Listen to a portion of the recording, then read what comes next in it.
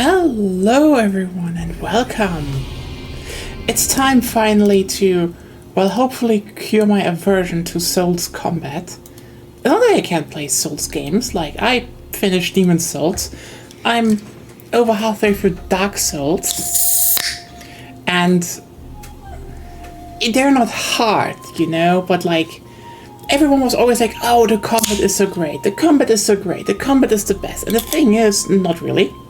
I mean, those games are not about combat, and they're RPG games, and you can work around the normal combat stuff anyway. But everyone was like, okay, you take a sword and you go one-on-one with an enemy. That's the shit. And I was like, okay. I never felt that. I was raised on Devil May Cry. I want to juggle and do my combos. So, my thing is now, thanks to Claire, shout out to Claire for the late birthday present, that I will go through the whole Nioh series because they are the best combat system when it comes to Souls games, because they're halfway not Souls games anymore. In terms of combat, at least. And yeah, hopefully I can cure my aversion when I'm out of that. Or at least I'm getting so used to it that I can play more of these types of games without, you know, having a neurotic breakdown.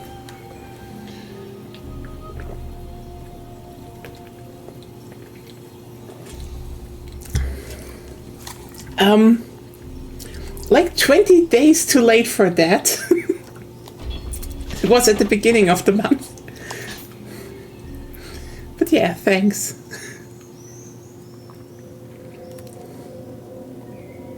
Like quite literally 20 days. It's the second.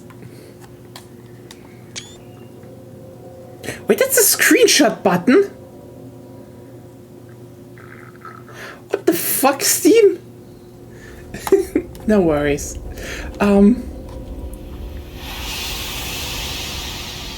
So I'm using a DualSense, and for some reason, you know, instinctively, because shut up. Some call it a miraculous stone.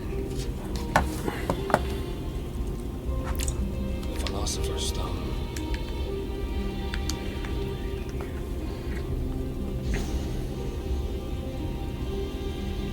The Queen of England remains locked in combat.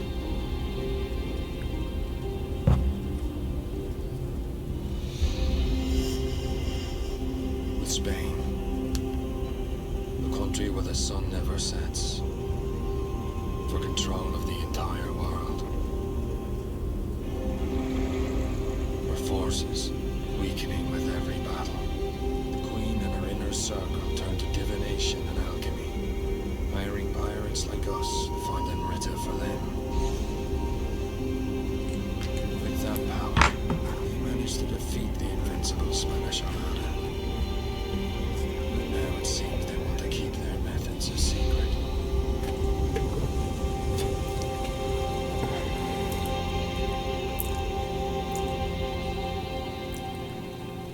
Oh yeah, that's actually some interesting thing I never thought about. Maybe this will come up in Nioh 3, but there is a British demon army in this universe. Like, they said themselves, Queen Elizabeth used Amrita to defeat the Spanish. So, you know. But yeah, if you're wondering, wait, why are you playing in English? Don't worry, this game interestingly has a trick up its sleeve. Isn't that just a regular British army? Fair enough, I suppose.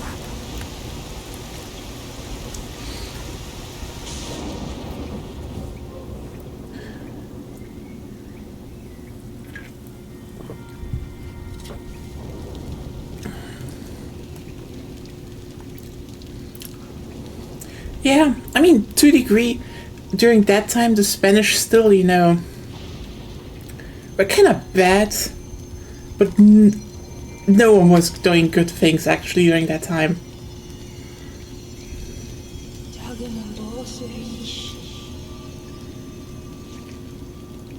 It seems death won't stop chasing me.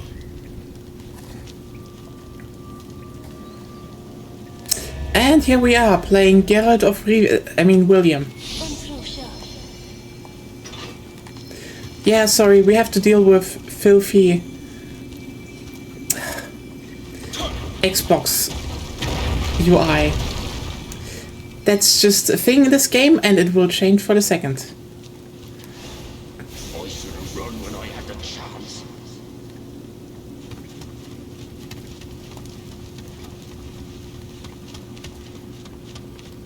Oh god, I already have to adjust a bit because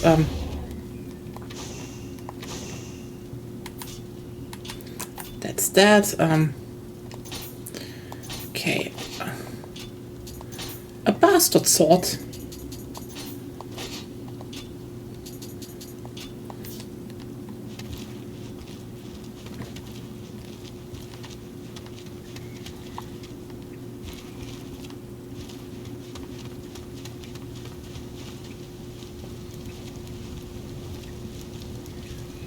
Da da da da da da da da da da da. Mate, are you from Wigan?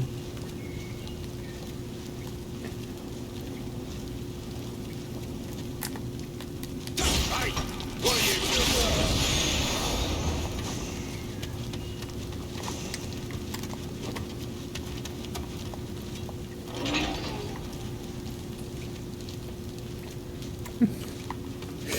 Yeah. Be free. I guess yourself was your only savior.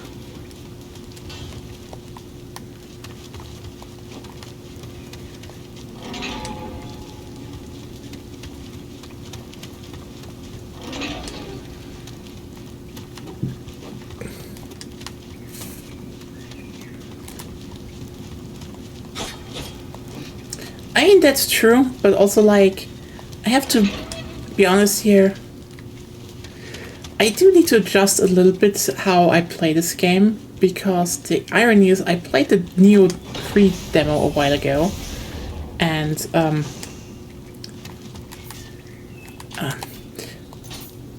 it was a bit interesting, I would say.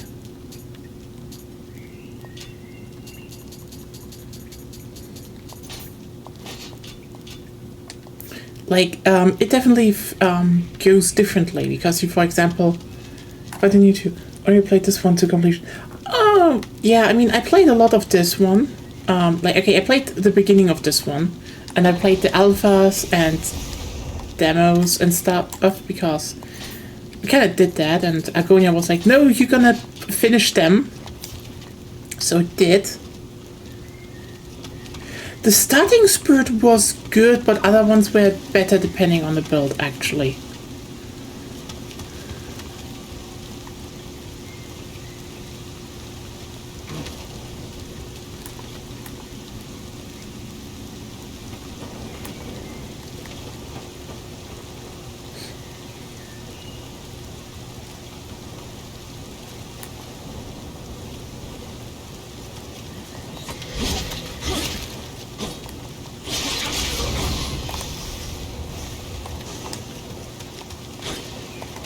Interestingly, we don't even have samurai action already, but you know.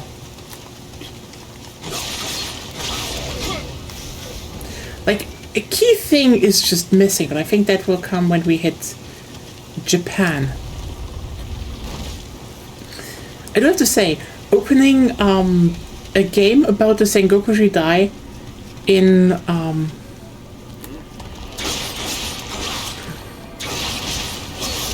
a very nice rendition of the Tower of London that's a move. And I actually think it was a good one. I mean, when it comes to the spirits, it really depends on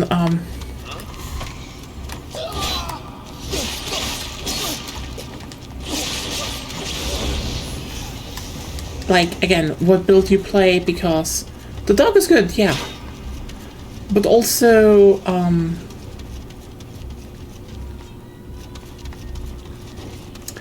I think the bear is, like, generally good for axe builds, but yeah, it depends on what you're building. And with the new, expansion weapons. That definitely got a bit more variety anyway. So if you're wondering, by the way, okay, what is the plan for, you know, what is the plan? So the first game, I do want to go through with very basic katana build, because it's the samurai game, okay? I should just do at least one run, just standard. Here's a katana. There's only a limited amount of aversion we can extract from this country, Kelly. Indeed, the pirates have served their purpose. The death of the leader of Japan will spark a war, and a wonderful opportunity to acquire more Amrita. Once tomorrow's execution takes place, we will get our hands on a compass that will lead us to that Amrita. With enough Amrita, we could subdue Spain, perhaps even the world. The day when England reigns supreme is near. But our beloved queen thinks of Amrita as nothing more than gold or gemstones. We must find them before our nation's rivals do. Edward Kelly, you will go to Japan. It seems it would be to our advantage to keep the wars alive. We cannot gain Amrita if blood does not flow. Hey, who are you? Oi.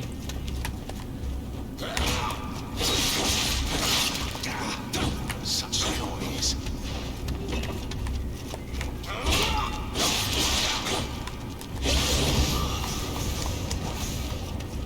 Yeah, it's not hard, as you can see, but it will get a little bit more you know, tactile later. 3 katanas or bust, full Zoro. Honestly, Zoro, I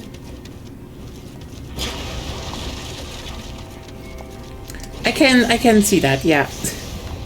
Also, I do like how this level is actually really well designed, and like, okay, look, you know, you find stuff, you know that you can explore a little bit. The atmosphere is actually really great. Like, I really like the atmosphere of this level. I mean, the most interesting part about this is, okay,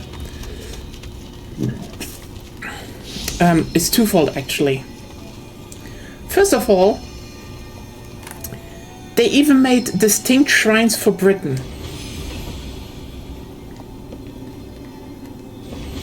So you're like, okay, you know, that's the save point.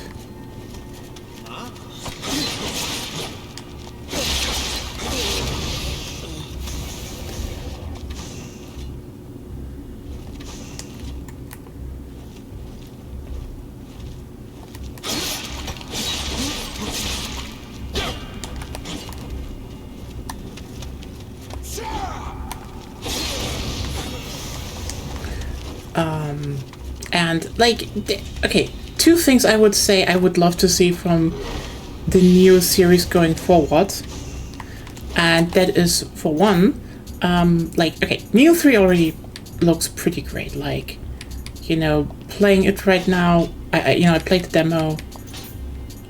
It feels really great. It's different in a bunch of ways. Like, you know, there is definitely more stealth going on and all that, but I think one of the most interesting parts about it is how much they introduce in this first section. I think this is actually really great, and why I do think Nioh, in terms of, you know, not only from storytelling perspective, but like the whole lore of the series, should actually be everyone starting here, not, you know, the second game. Because, yeah, the games are to a degree distinguished, but, okay, why do I think Nioh, despite people saying, you know, claiming the opposite to a degree, has actually really good storytelling? Again, first of all, I think there are some obvious things, like, for example, if you're thinking right now, oh wait, hey, why is everyone speaking English? Well, we're in England.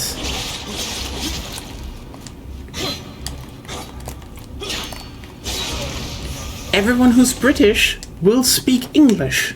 Period. Everyone who's Japanese will speak Japanese. And everyone who can speak both will speak both. That is really good writing, by the way. That's like a level of coherency a lot of devs don't do with their games.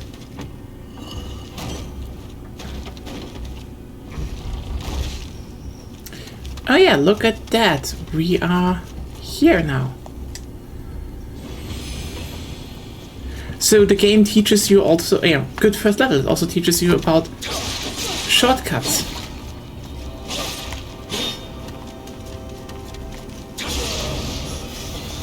Da-da-da-da.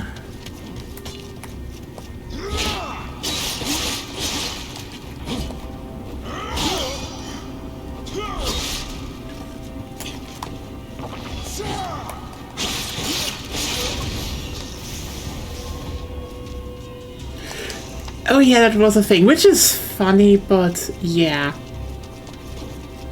That was just funny, frankly. But what I do like is how it generally sets up the how a lot of stuff in the world works. Like, you know, oh, why do you go to Japan? Amrita. Amrita is, you know, called a lot of things in the series, you know, spirit stones, etc. I do want to have that.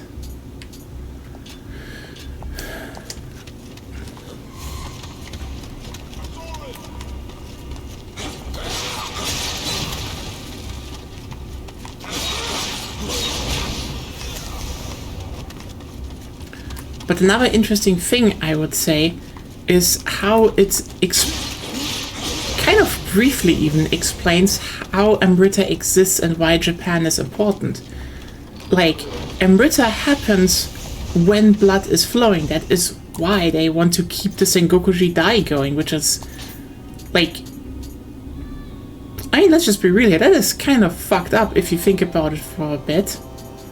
It's like, oh yeah, right.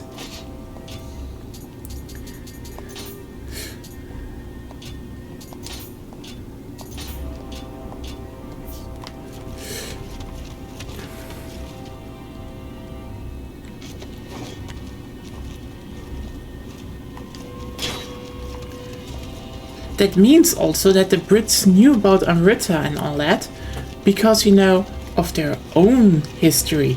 And that's generally a cool thing because, think about it for a second. They could make actually a new quote-unquote prequel even. You know, not really prequel, but like call it differently to a degree.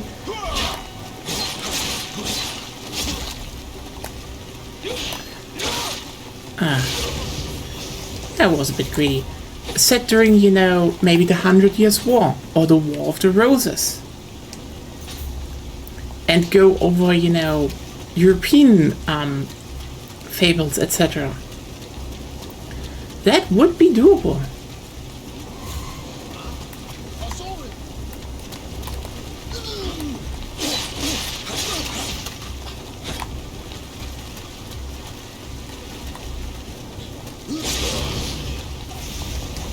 That's one thing I do like about swords.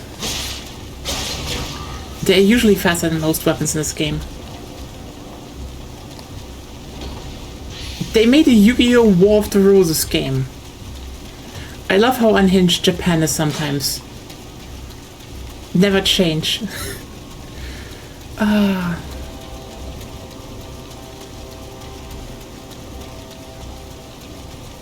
Also, holy shit, we are Deppa right now.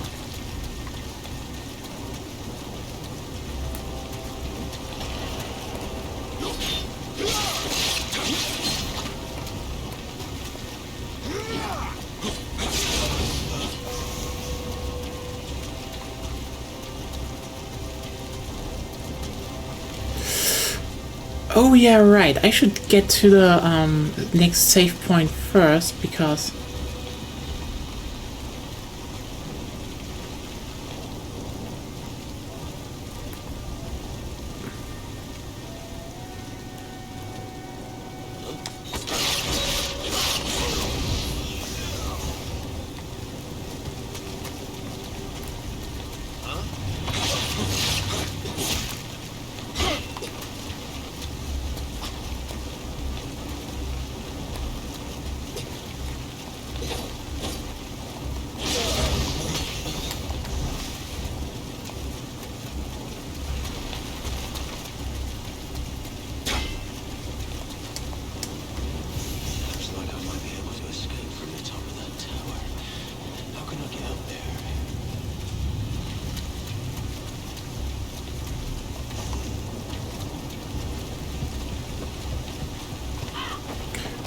Pro. And here we go. Honestly, this level is much bigger than you expect it to be. But that's cool.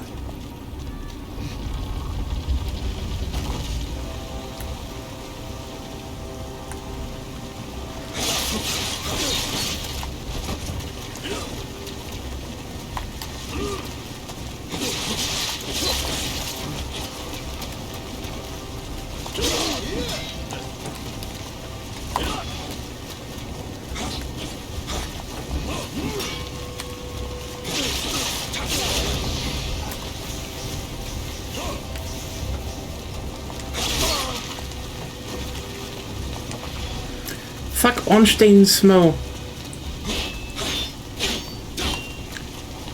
They have Clive and Edward.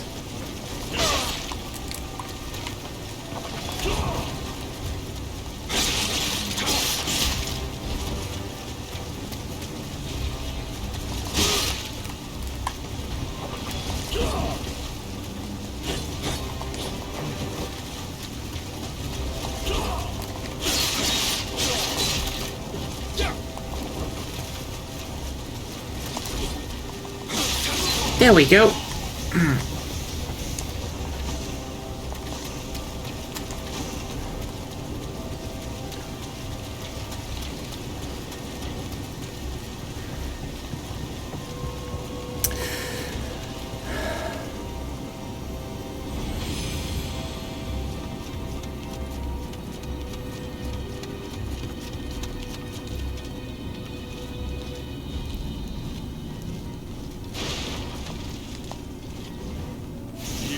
Monsters like that to fight wars.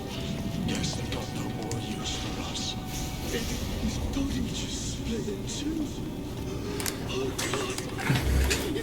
You wanted to kill me from the start.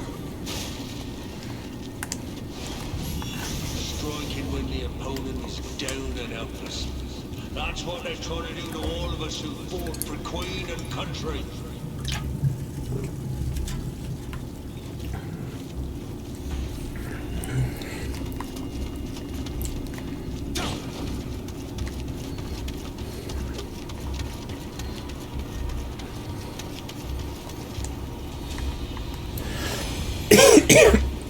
Okay, we could go up that tower, but let's explore a little bit more.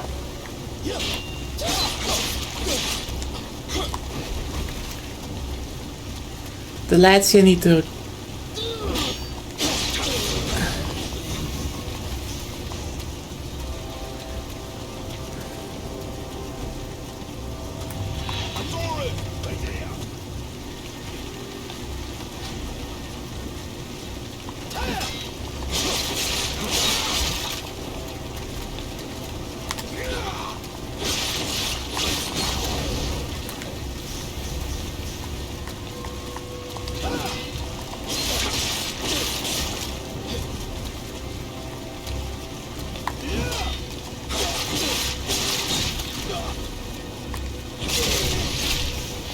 There we go.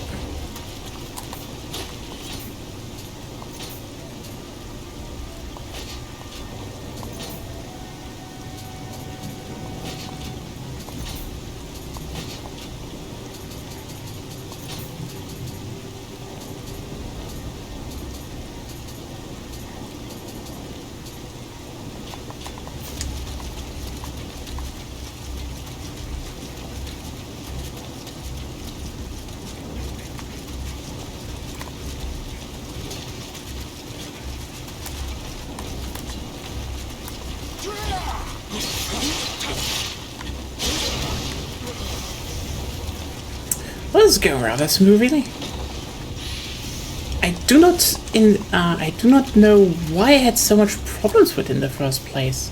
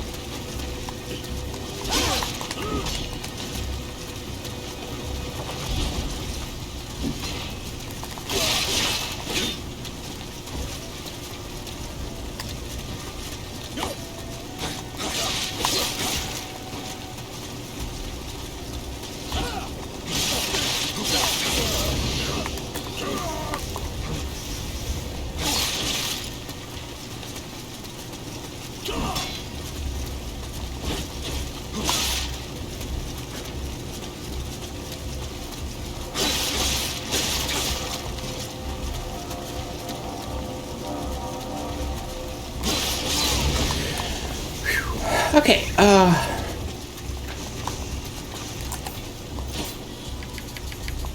nice. That is, what? Okay.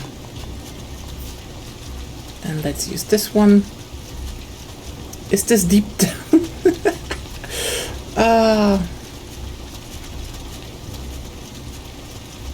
Oh god, I'm still pissed that deep down has not happened yet.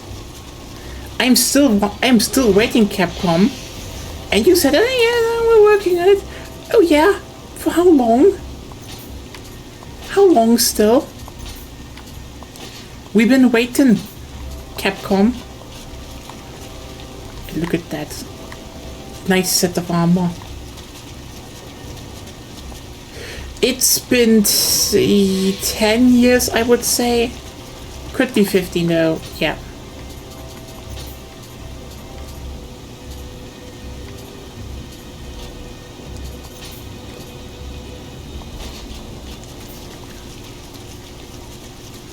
Like, Deep Down is kind of a... It just looked so cool, you know? At least we'll still be getting Pragmata, so I'll take that, but still. Oh, there's the thunder rolling in. You will be hearing actual 2013, that's not 15 years, but it's over 10 years ago, yeah.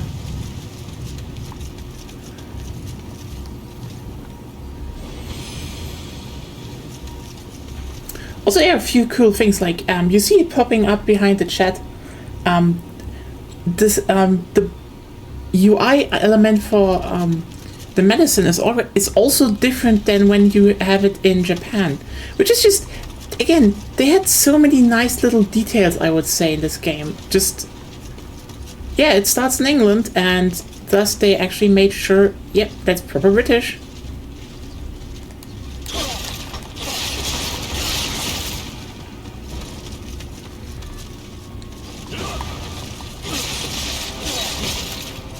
This mate is just looking like that's not my business. What? Actually... Yeah, but Kingdom Hearts 4 comes out at some point.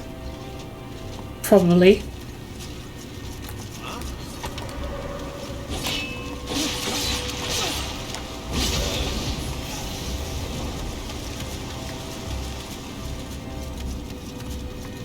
Allegedly.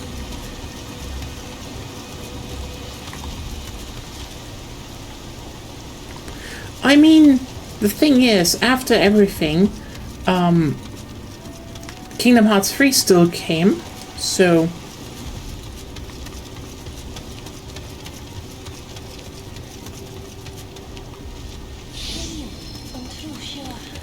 No, shut up, Irish-speaking... fish. It's a mermaid, right? It's a mermaid.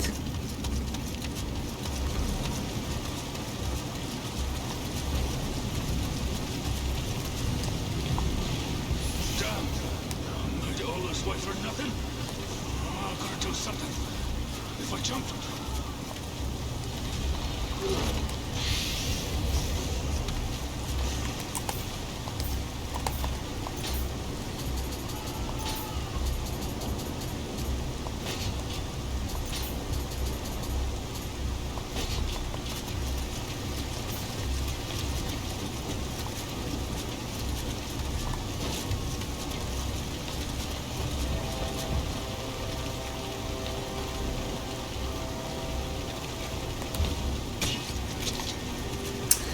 Anyway.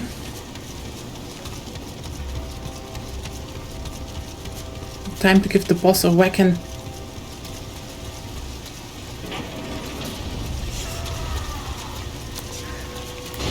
Look, it's the Taurus demon. Oh.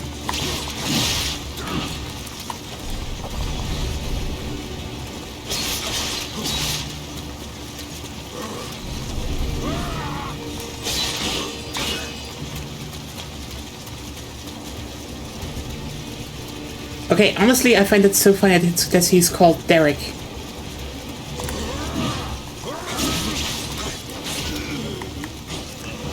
And that was Derek. I have no problems with this game right now. What is going on? It's you. The man with the guardian spirit.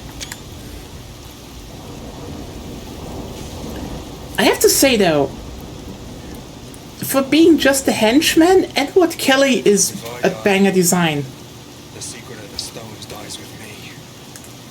Let me show you what these stones can do. Behold.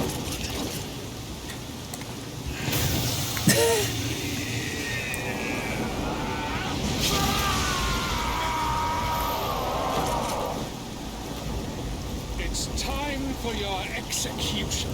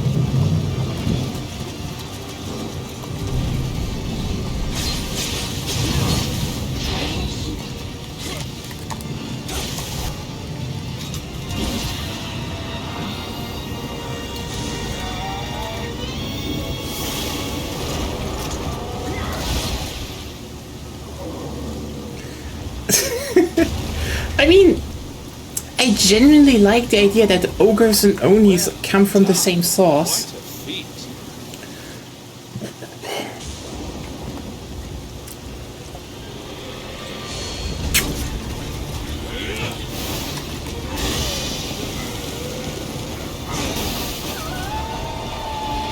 No!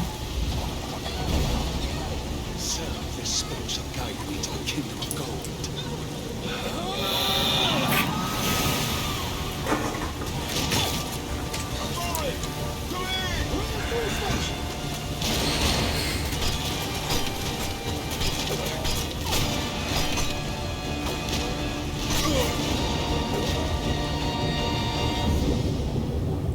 And yeah.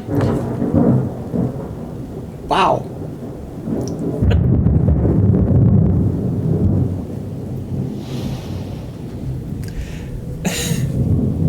A few people are kind of immortal due to various reasons in this series, which is neat.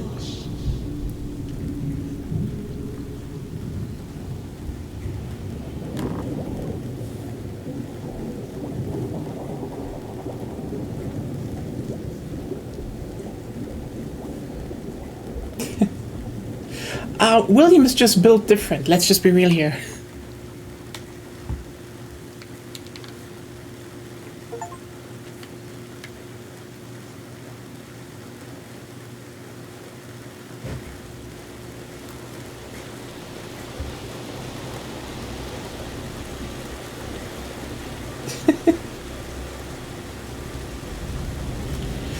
And this one is lagging for some reason. The journey was not an enjoyable one.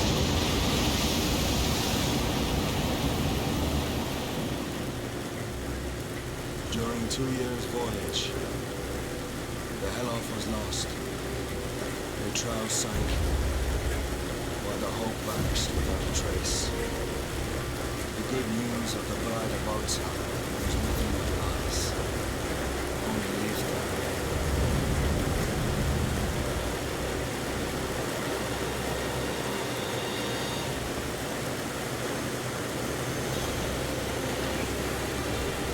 An ironic twist. And what awaited us in the far east wasn't love. It was monsters. Okay, okay, again, this is why I say this game has really good writing, because it's like, if you understand the details, it's like, oh yeah, they really paid attention to stuff.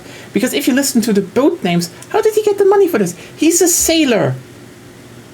He literally, this is a This is a Dutch merchant fleet. He was a sailor before that, so he just went to the Netherlands and basically got himself hired on the one trip to Japan.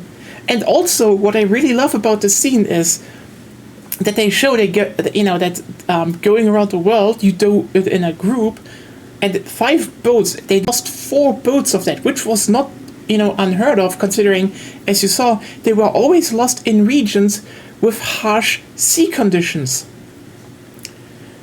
Also, if you noticed, while Africa was relatively well mapped, but not accurately, Antarctica was, just terra incognita down there, and South America was not well mapped because they didn't do that yet. They just knew there was a landmass they had to ship around to get to Japan. Again, this is a lot of detail they did for the first game. And again, this whole first section, what I love about us, because Nioh, the setting of Nioh, the main series, is set in Japan, period.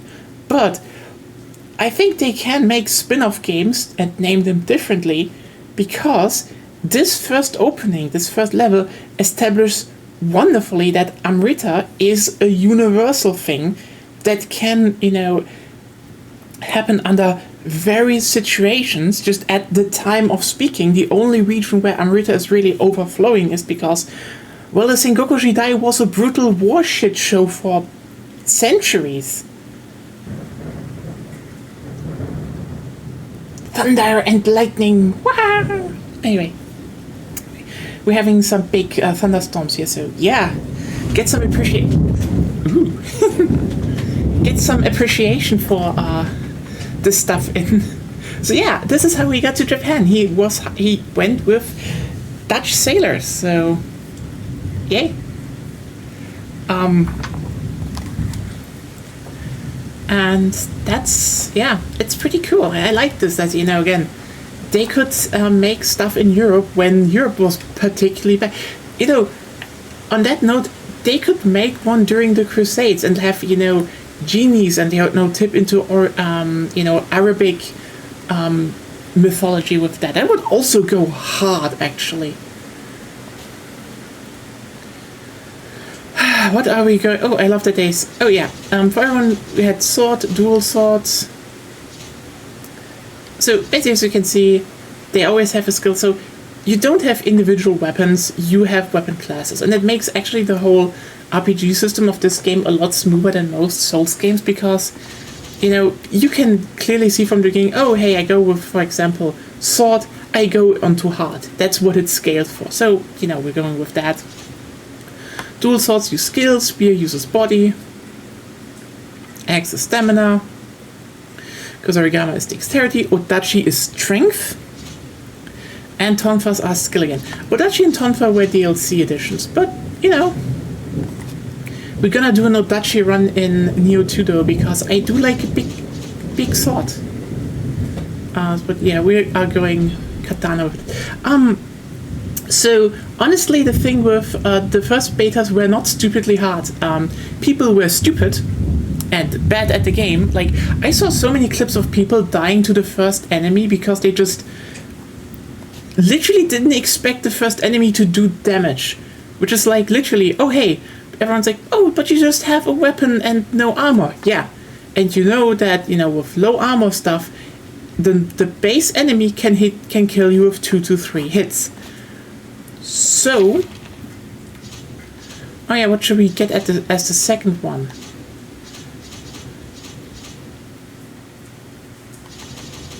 I mean, sword is, I think, dual swords is skill. Should we go Tonfa? Should we go Tonfa second? Chat, what should we pick as second weapon? This is now your choice. Dual sword. Okay. We should go sword, dual sword. Agonia, do you have anything to say? Huh? Sword, dual sword. What should we pick as the second weapon? Doesn't really matter. Try to get good with one first. Fair point. 3 swords equals 3 good. You know what? Okay, yes, we're going Soul style. But just using one because we're posers.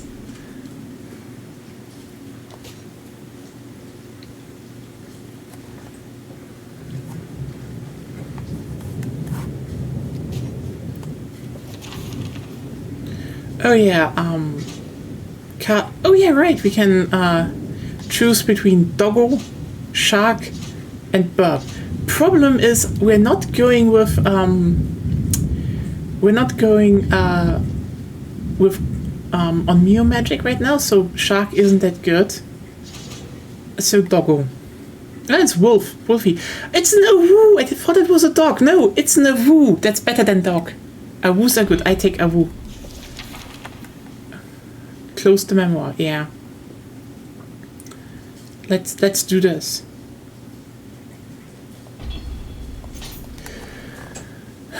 Do you wish to begin a tutorial mission? You know, why not? I don't care. I'm not a first-time player, but I do like replaying tutorials just so I don't miss stuff.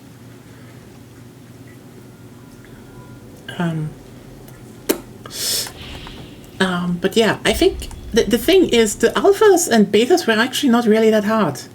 In fact, I would say the biggest mistake... Okay, fun fact, the alpha is technically still in the game. I know, right, you're like, what? What is she talking about? Here's the thing. So, the big differences alpha and beta have are basically...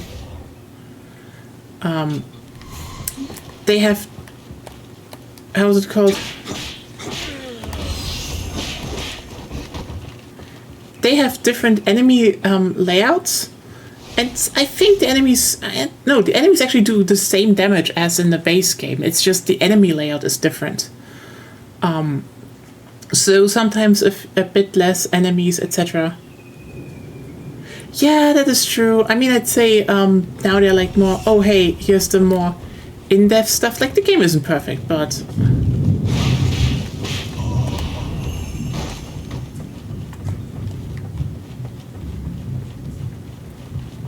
Also, this dojo is still in Nioh 3, just the bridge is now over there and you can jump on rocks.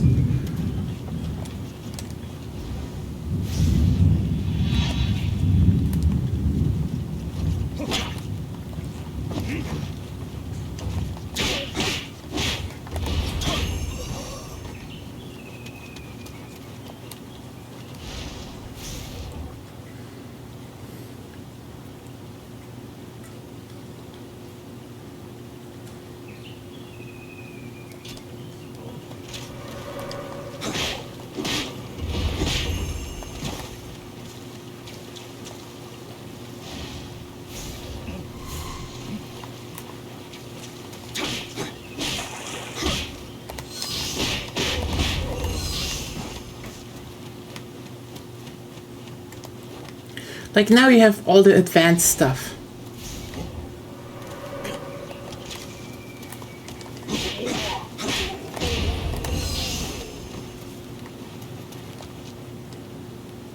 Yeah, I mean, honestly, this high stance is pretty good depending on who you play with. Or, you know, what you play with, like, yeah.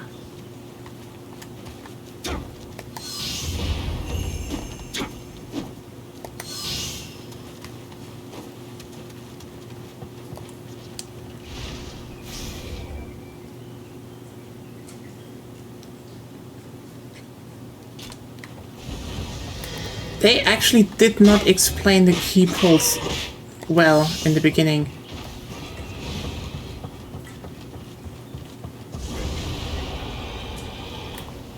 The file.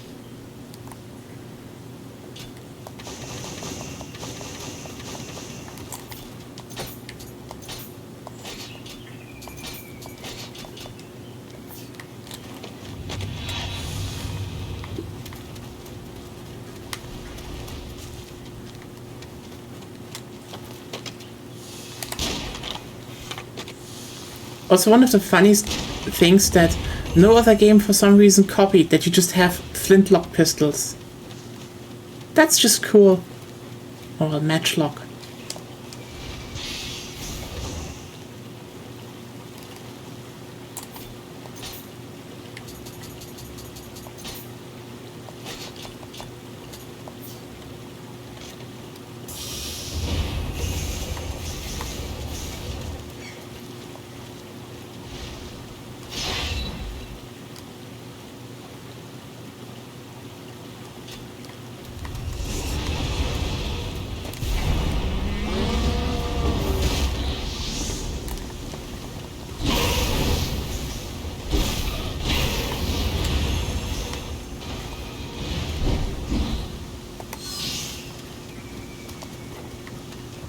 Well, that was it. And yeah, no, the alpha was actually not hard.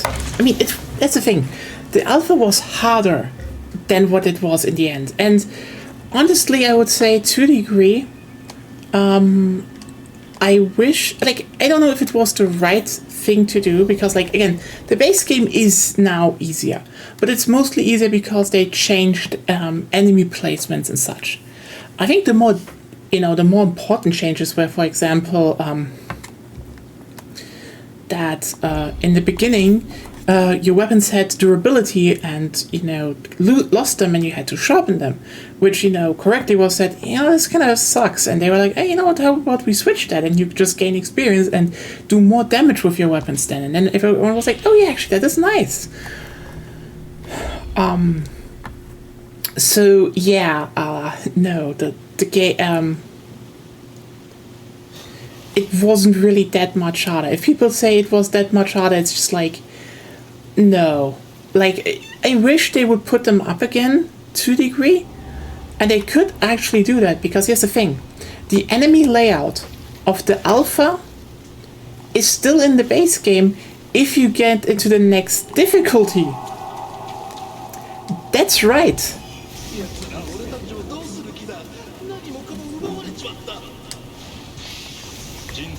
What? It's mostly in the Twilight levels. Yeah, Twilight missions and the second difficulty mode are mostly.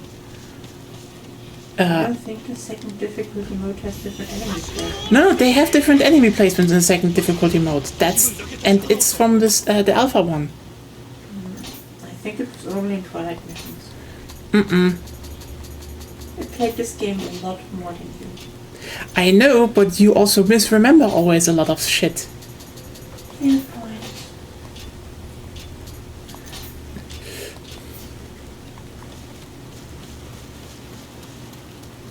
After all that slaughtering in the Tower of London, I just have 150 souls. I feel robbed. But yeah, no. By the way, this is one hell of a good.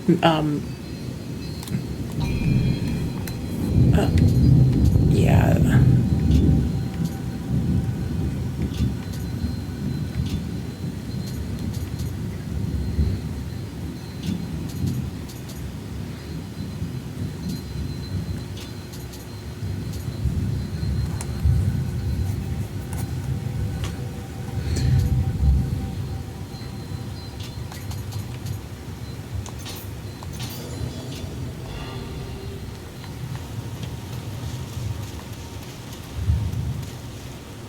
But yeah, no, the alphas were not... Like, I fucking finished the alphas without problem.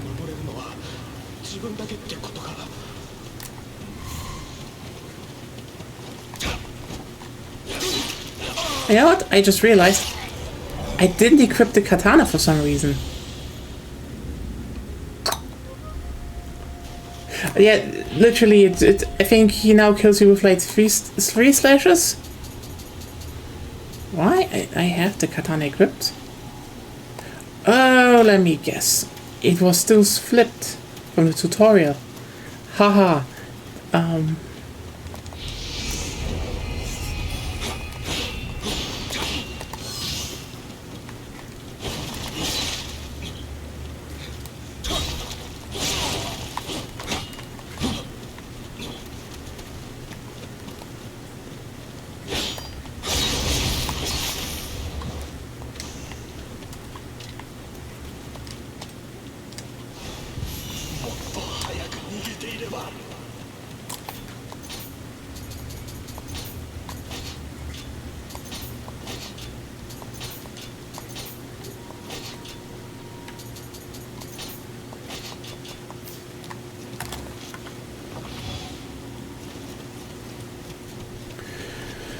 Oh well. So yeah.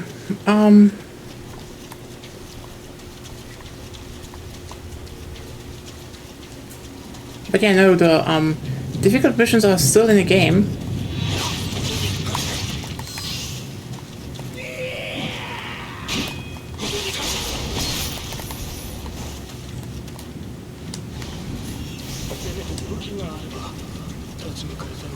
And I think the reputation was also partially just because, you know, again, people actually sucked.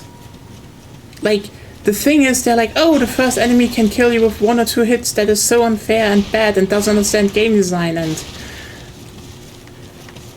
you know,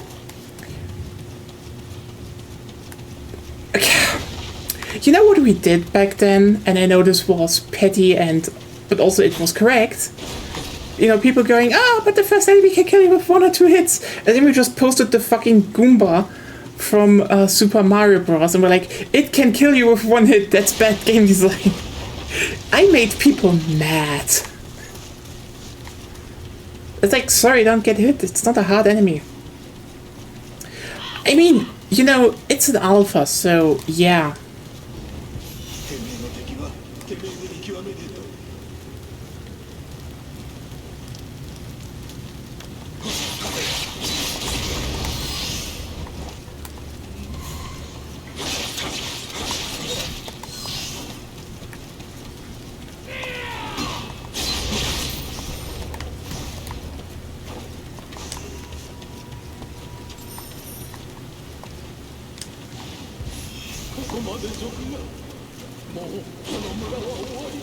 Hello, Kodama.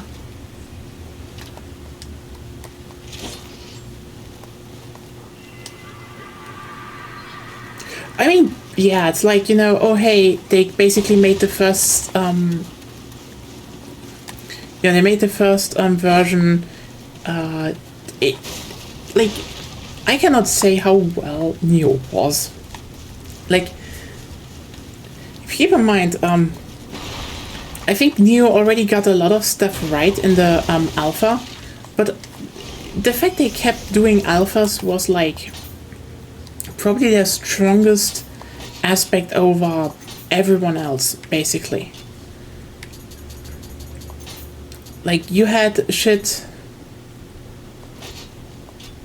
like, so many games do like tech tests or something, and you know, they're just like, no, here's like the earliest possible levels we have in terms of polish.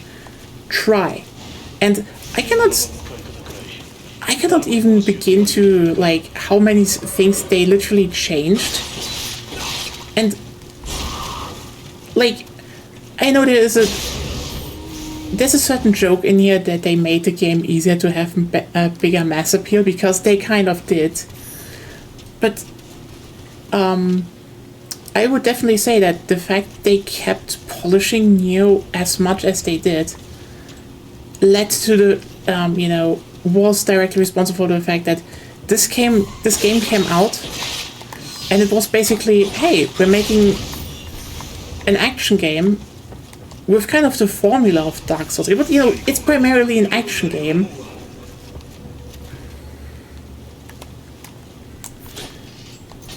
So they went and just were able to polish it really, really well. And there are not a lot of games that manage to do it like that. I mean, I'm even more shocked that not more devs do that.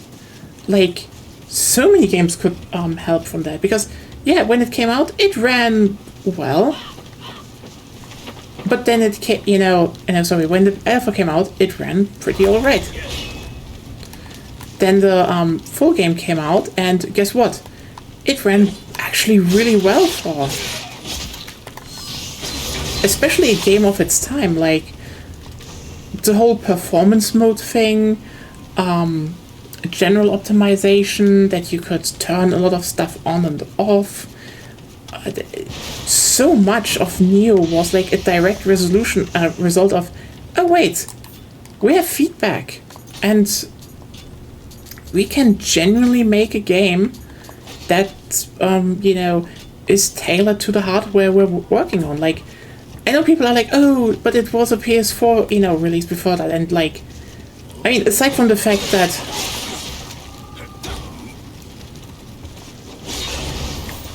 Nioh wouldn't have happened without with Sony bankrolling the project to a degree. Both ones, actually. So I'm generally interested in the fact that the third one seems to be actually coming out on PC and PS3. And like, considering that these games are, how should I put it? So much about feedback in the tech sense. Wouldn't surprise me if Nioh 3 actually just has crossplay co-op support from the first minute. Would not surprise me at all. Which would actually be cool, because that would mean when Nioh 3 comes out, because I tried the co-op of Nioh 3. It's good.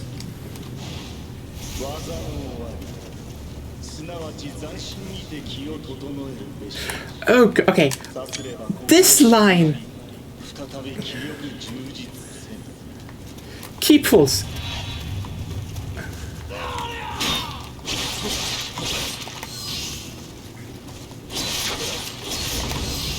It's not wrong. Press this button when blue lights gather around you after an attack. It's not wrong. It's not a wrong description at all. But, during the first alpha, we literally, like, I still remember, Agonia sat there and was like, what does this mean? You had, you needed some time to figure out how key pulls works in this series. But Because it was very short description. yeah, and also vanished. And it was in German, badly translated. Yeah, it was badly. No, it was in English, I think, in the alpha still. No. Oh, damn.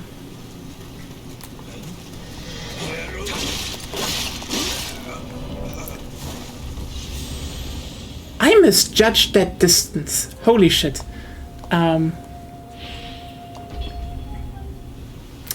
Well, time to get my shit back. Hello, you fuck.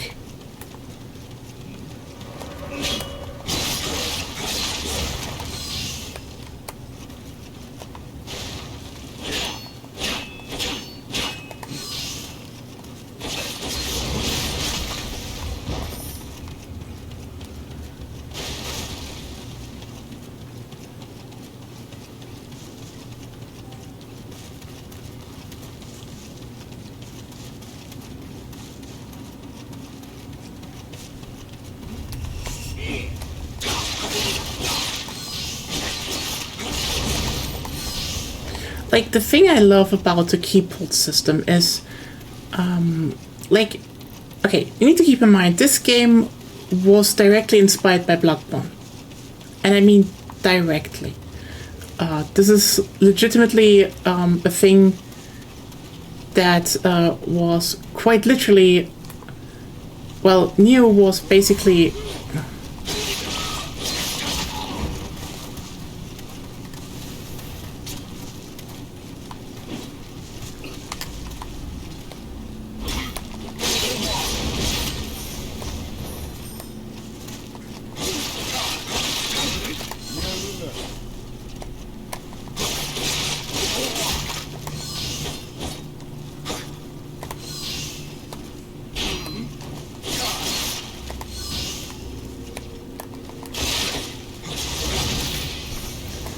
There we go. Basically, this game had a long history. As in, they kind of tried to make, they just want to make a standard action game in the beginning.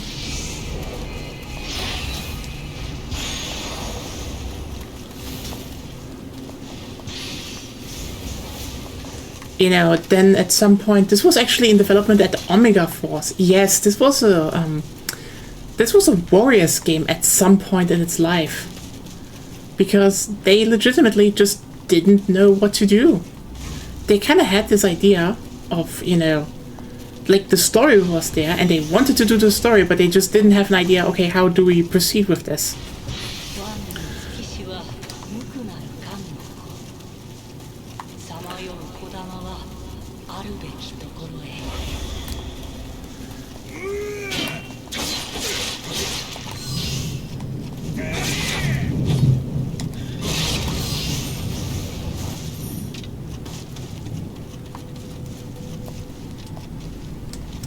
And basically, the CEO of Koei Tecmo, who plays a lot of video games, actually, played Bloodborne, and then just went to Team Ninja and was like, hey everyone, you all played Bloodborne, right?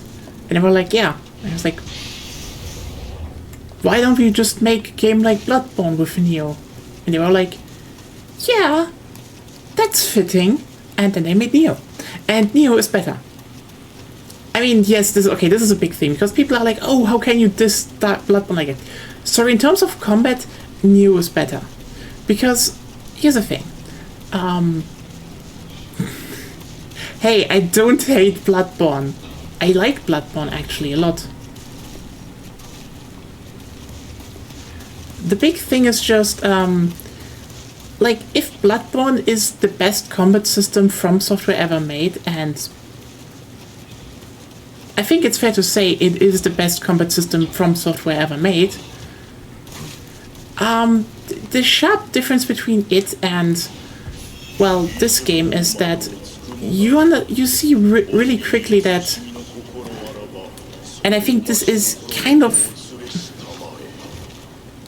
I mean, Bloodborne and Nioh have different strength, but when it comes to raw combat, there is no game as good as Nioh, because, at least in this adjacent genre, because of the keypulls and what the keypulls represents in terms of game design philosophy. I know, it's a bit to raffle some people's feathers, just be like, oh, Nioh is better, and then just specialize in terms of combat. I generally would say Nioh is blowing most Souls-like games out of the water, simply because it does a few things just smarter, just sort of gears activate. Yes and no. Actually, not really.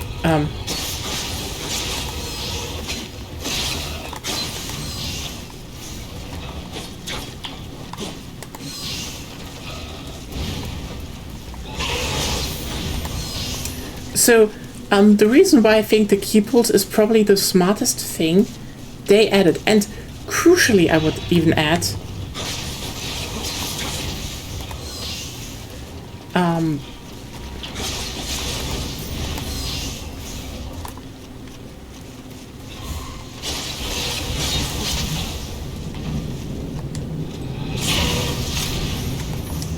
it shows that Team Ninja is actually Team Ninja is a dev with a history in action game combat design.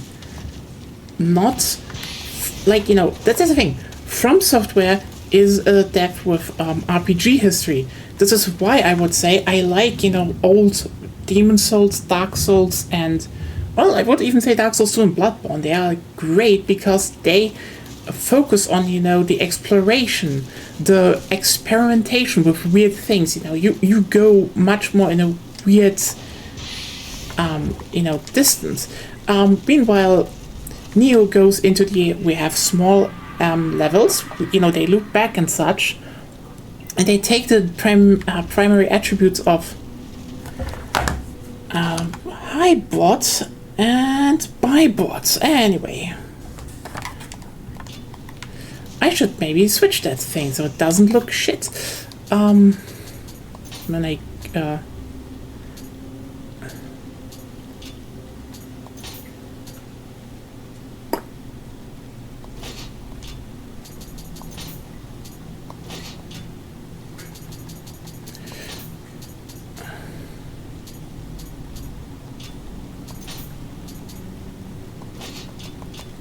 The thing is that this is why I would say both go into different different directions, even though they have similarities and similar qualities. Like, the core thing about the combat design of a Souls game is primarily, I would say, you have the stamina bar. The stamina bar is a limiter. This is, for example, why it's also in Monster Hunter. It is, like, a key thing about the Monster Hunter series is that you have very slow weapons because everything is, built and designed around the greatsword. But also, oh, what are you doing here?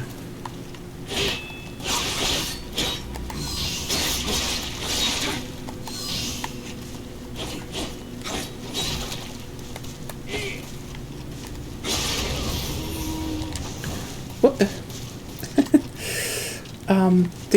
The thing here is that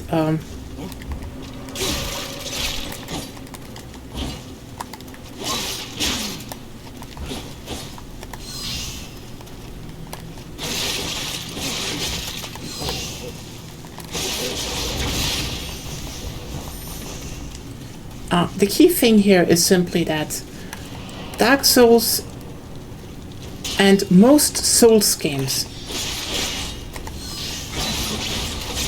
and also modern Monster Hunter for that matter, are games that very much fall into a reactive playstyle, which is not, it's not something I would say is, oh, how can people do that? The answer is actually pretty simple. How they're designed is just kind of lending itself to that. Like, quite literally, you look at, there's a Kodama.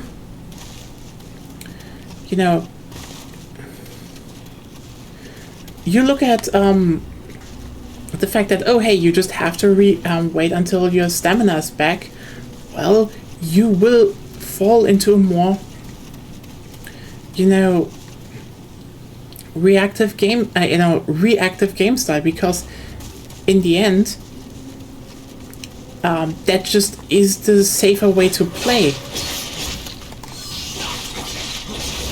And to a degree, that is also a key feature of of games with a stamina bar, because stamina bars are an inherent limiter, and that's not bad. You have games like Ninja Gaiden and you have games like Devil May Cry that are inherently about how long can you fucking juggle an enemy to death. But they are designed around that. It is to a degree a rhythm game, yeah. But the thing is that, especially I think with deaths that don't come from an action game, like with the same experience as Team Ninja, I would especially say, come from other backgrounds as that, they usually go and are like,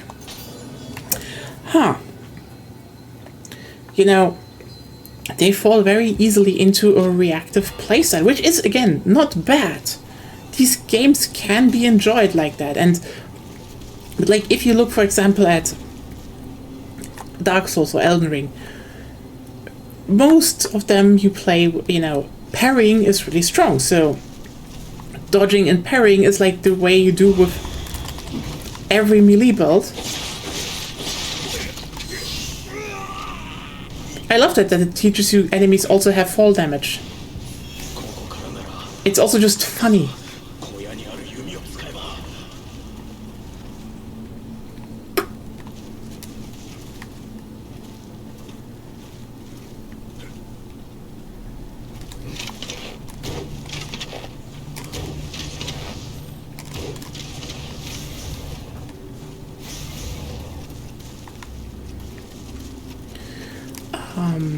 You have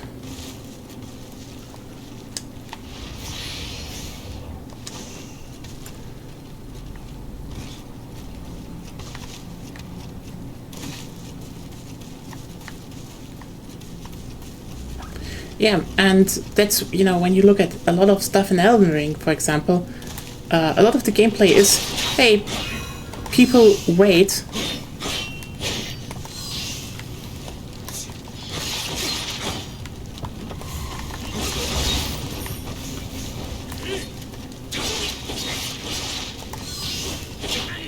until they can get an attack in, And except, you know, when you play Magic, because Magic just means you go into an arena, boom, laser.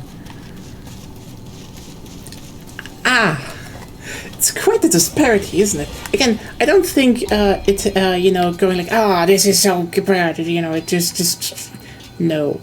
I have heart on 10 now. Should I raise my strength? Should I raise my stamina?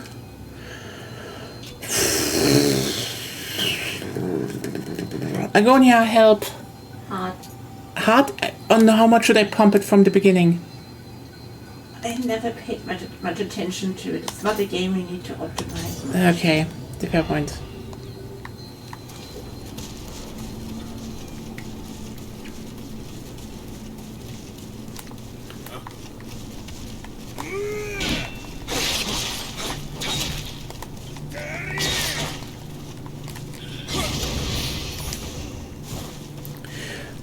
But yeah, you basically have this whole thing of it's very much a reactive playstyle. However, Nioh is, you know, just by this very small change of you can regain, you know, through a very simple maneuver, you can regain stamina, you can extend the durations of your attacks. It becomes a proactive game. Like, sure, you still have your situations where you just, you know,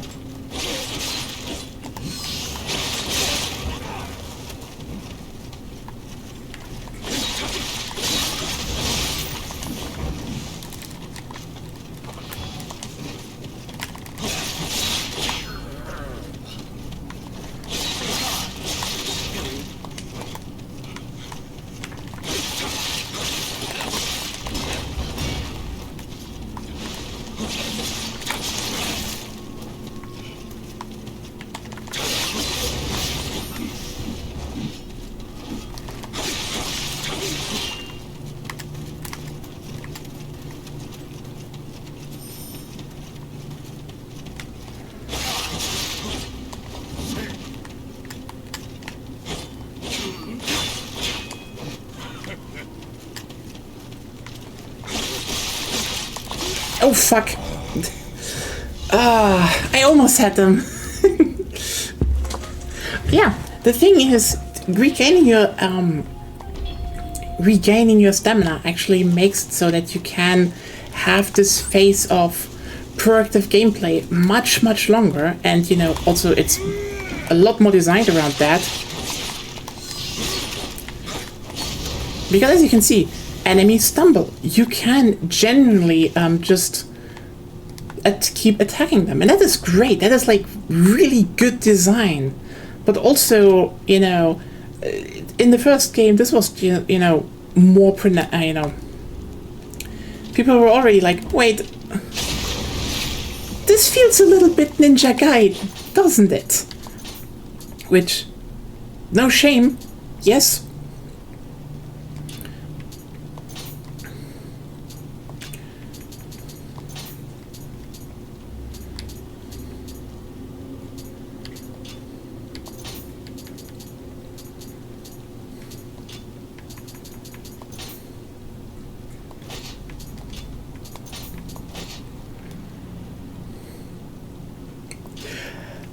Okay.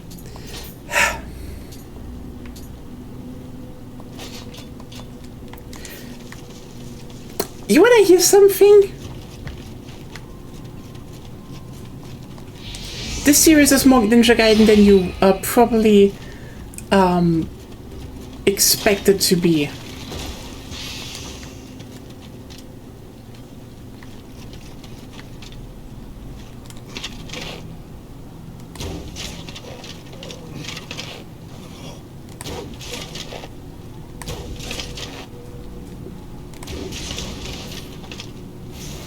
See,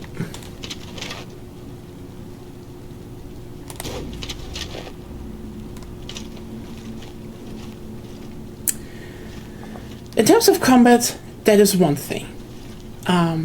And basically the second and especially third game now with a ninja style, and you know, where it has, and I kid you not, air attacks and enemy step.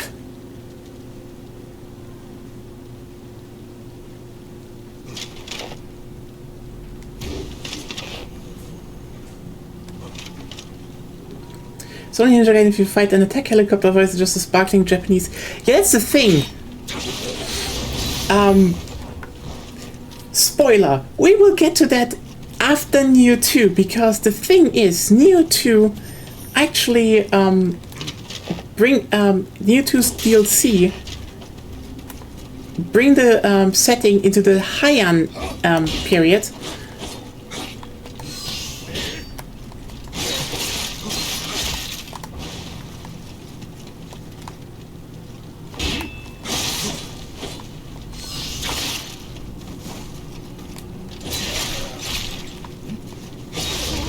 So it's basically a setup to the Sengoku Jidai, and you're like, oh, okay. What does this and what does this entail? And the answer is, and I kid you not, there's a ninja clan there that you have to fight, and it's the fucking Hayabusas.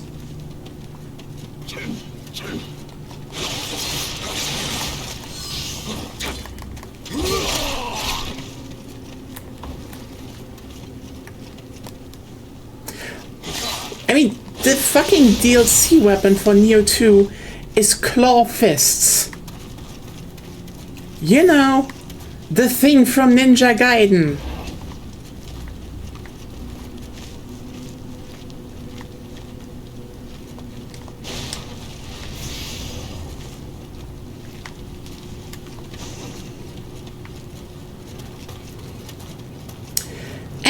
And this is a thing. I want to say one thing here, and that I think Nioh 3 is lying to us. You're probably gonna be like, what do you mean lying to us? You know, the thing is, I played the alpha.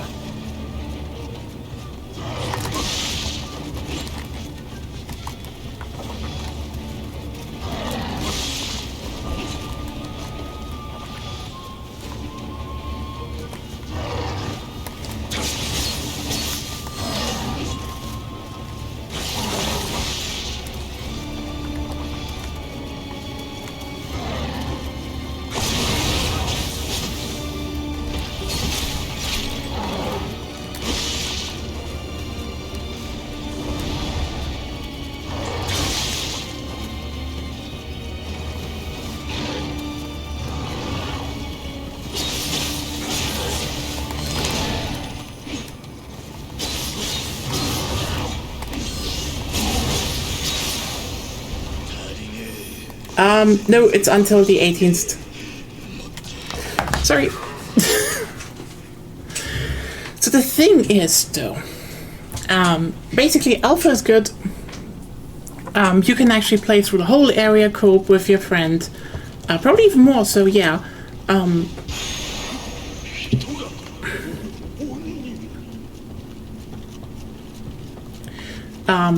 You know, if it has crossplay, I might generally ask Agonia when Nioh 3 comes out, hey, darling. Okay, she's resistant to my cringe today. You know, wanna play Nioh 3 together, and then we can just play through Nioh 3 together, which is cool. But yeah, the thing is that the key thing I want to point out is that, hey Red Seraph, how are you doing? Welcome to Suffer Sunday, where I slowly play through the Nioh series and hopefully, just hopefully, you know, finally learn to appreciate Souls-like combat.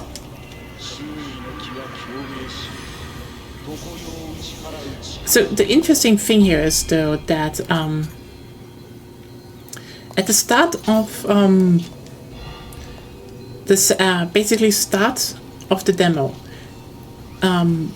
you're in chapter 2, and chapter 2 is literally called Sengoku Jidai, and the characters talk like, hey, So where are we now? Where did we wake up this time? And you're like, oh.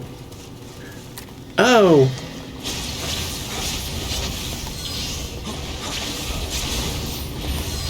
Nioh 3 is a time travel story, I tell you now. So here's the thing, Claire.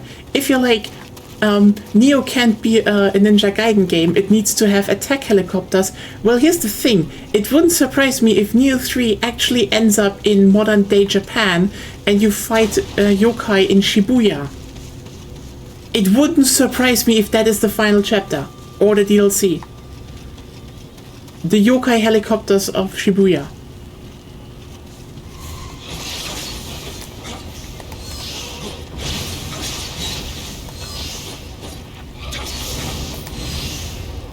I mean, again, Nioh, they cut a few of the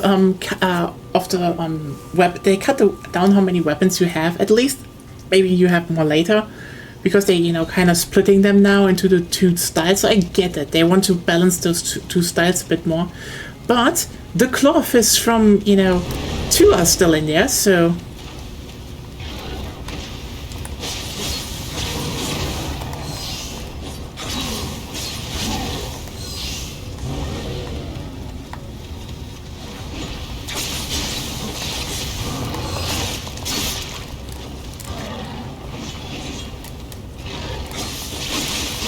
Oh fuck, I totally forgot it has that move.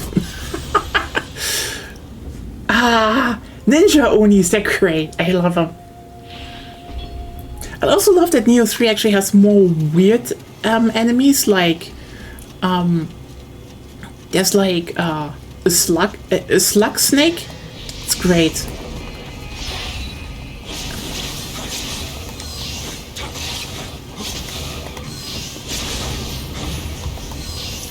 Okay, honestly, that is also one thing why I would say Nioh is like the superior Souls game compared to so many, because many just have like very shitty things to say when you die, but Freed from this mortal coil goes insanely hard and will never be topped.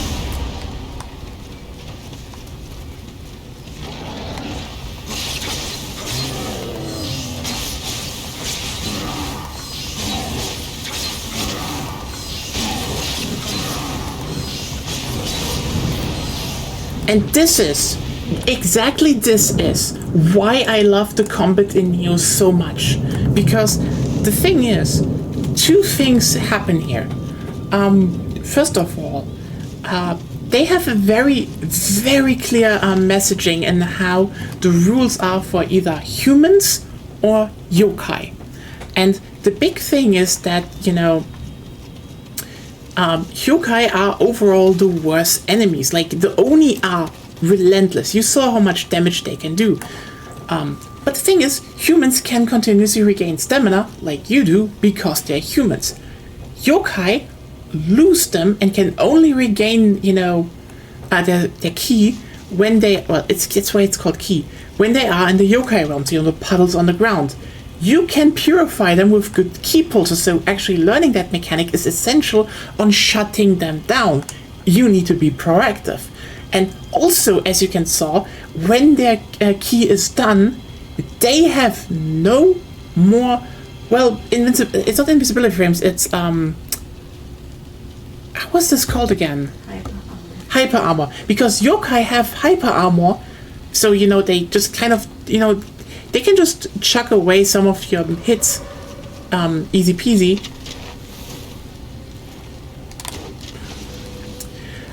Except when their ki is down. Then they have no more hyper armor and you can just wail on them. Meaning, if you know how to extend your ki gauge, well, congratulations, you just, as you saw, you can just stagger that really strong yokai to hell and back.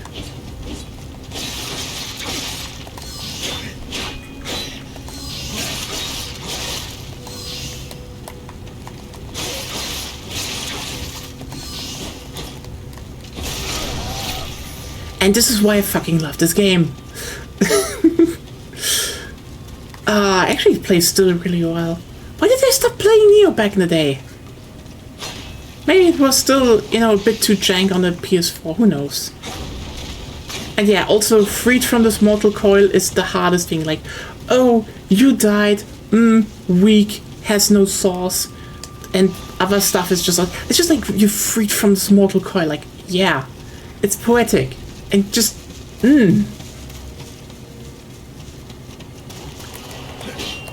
So,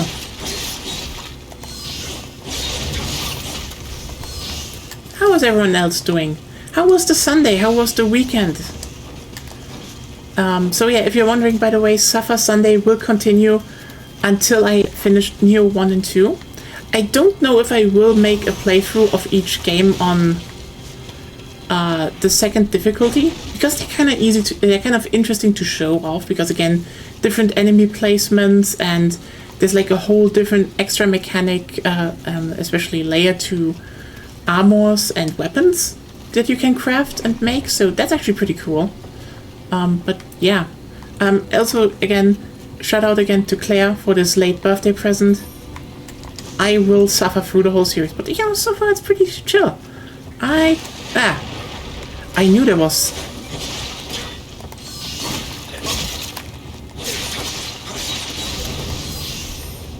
I totally like, I still knew there was a hole in one of the roofs, but like totally forgot it was that roof. Yeah.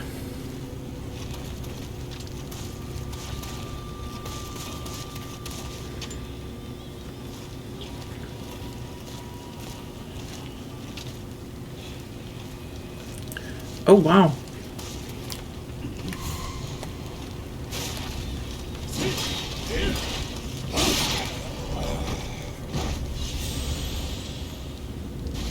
Okay, I had to go for work this morning and sit up high in the church. Ooh. I was on, you know, I want to ask, you know, wait, the church, shouldn't that be a bit less heat? But probably it's more of a modern church, right?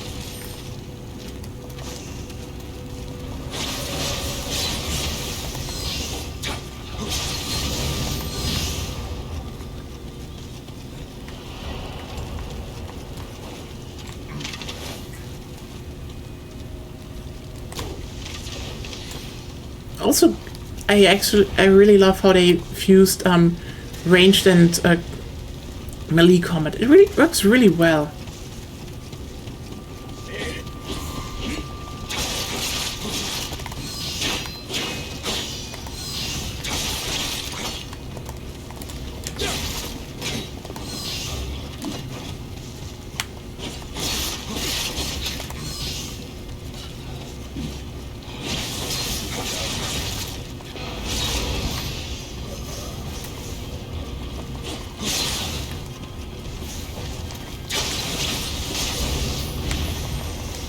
Ooh, Adachi.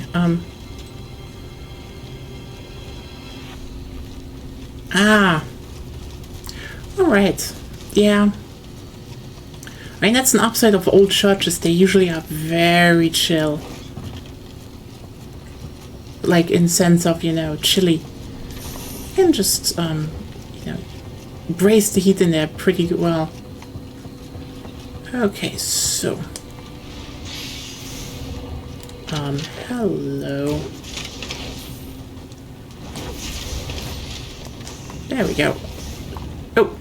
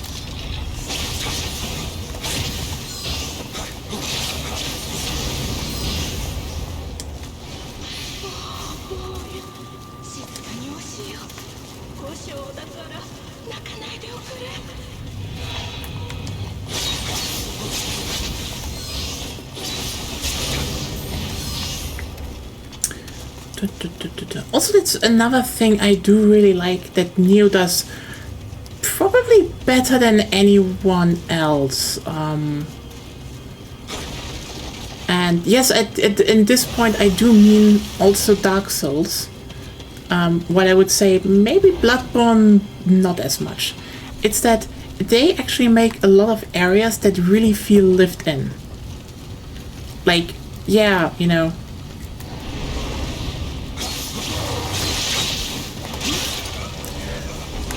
Oh!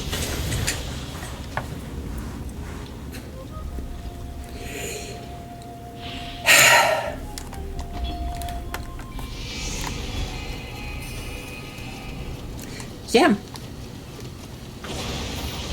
Like, I know, you know, some places are fantastical. That's just a nature of them, you know? Like, Undead Burg, for example.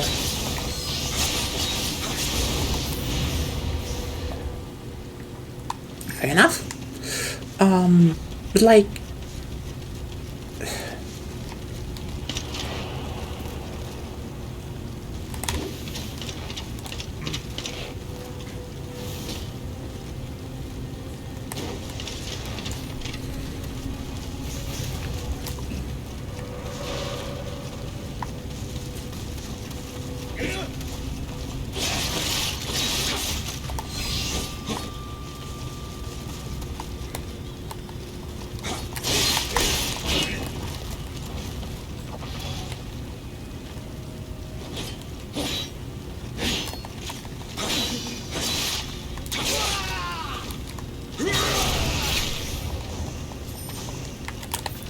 Do I have actually something better than my...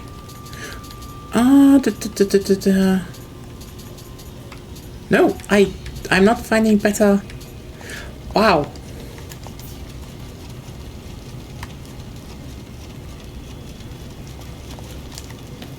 But yeah, that's just like, you know, when I look at, you know, Yharnam, does feel like a place where, you know, okay, yeah, people live here. And that Burg is like...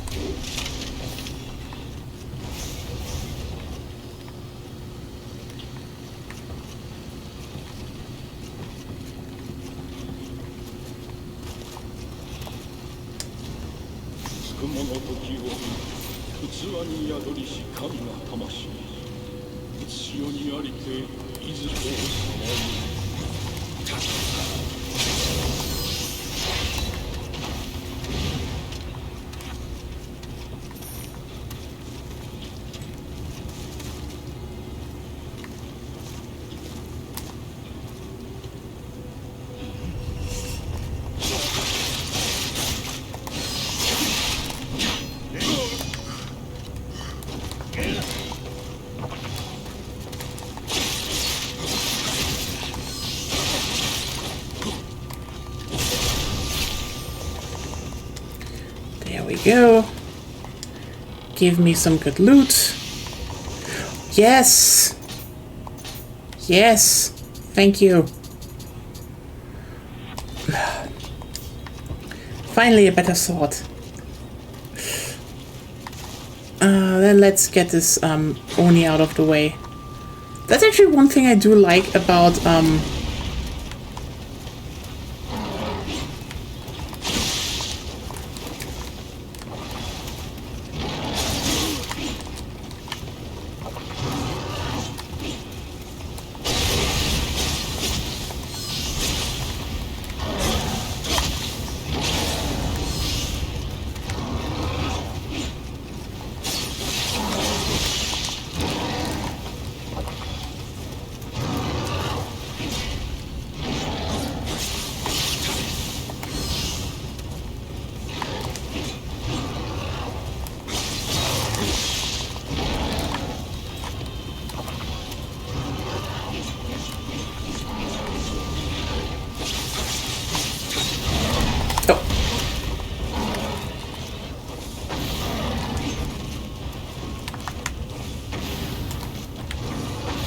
fuck you.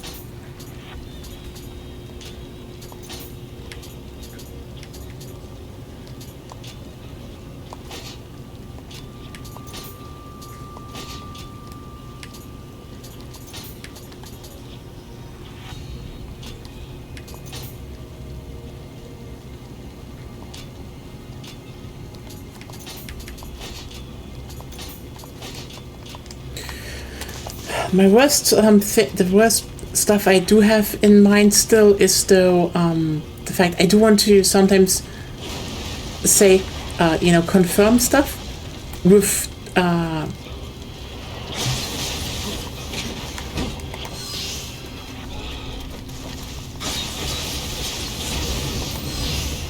how's it called?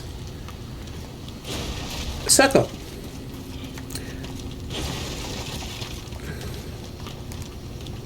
Because I play too many Japanese games, I guess. Oh, hi, Kodama. I do like that they definitely give you sometimes a good look at Kodama, so... And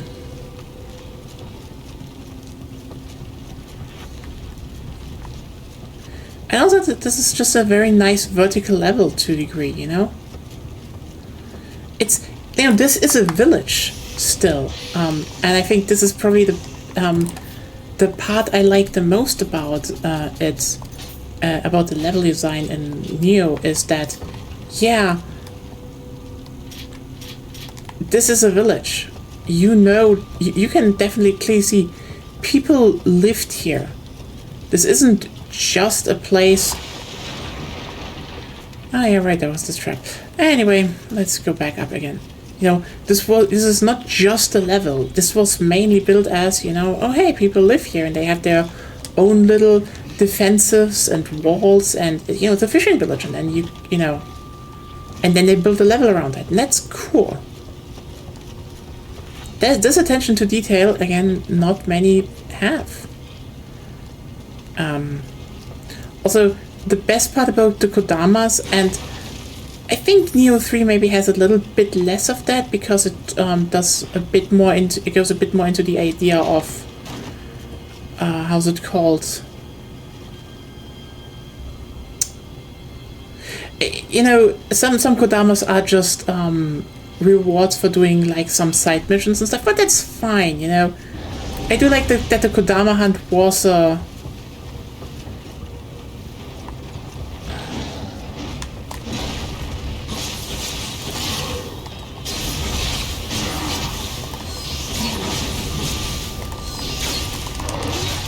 fuck! I should not have done that. I was like, can I push it again? No, you can't. You suck. Let's just, you know what, let's grab the Kodama on the way. Actually, I kind of like how they use a bunch of,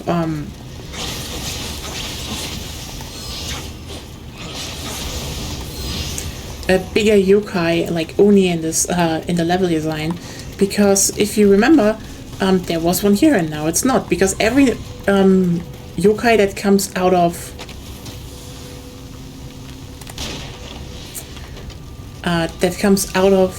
the, you know, this shadow wobbly thing won't return.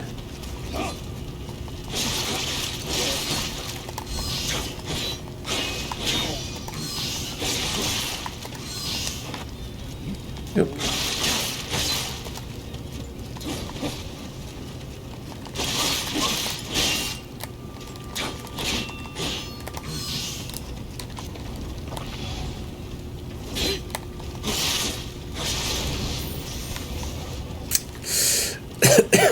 Wow. Yeah, hopefully you can survive the heat as well. Like we had, you know, they promised us, oh, there's gonna be some thunderstorms. There was a bit of thunderstorm, but now there's no thunderstorm, and I hate that. Wow. I want my cool thunderstorm. Cooling thunderstorm. Give me water from the sky. And the humidity.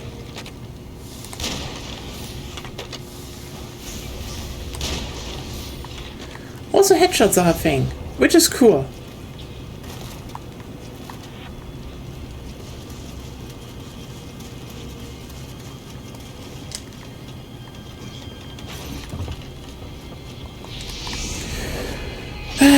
Well then, let's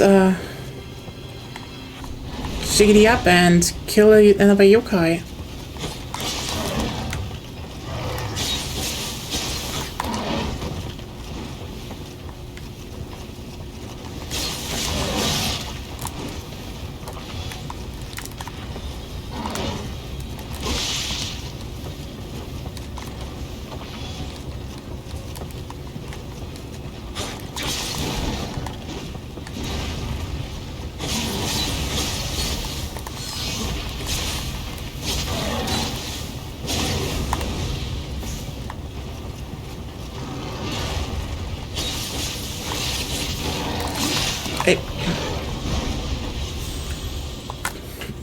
I should just not do that. Okay, let's get this one again. Why is this the freaking X one again? I remember I had problems against this fuckers in the alpha.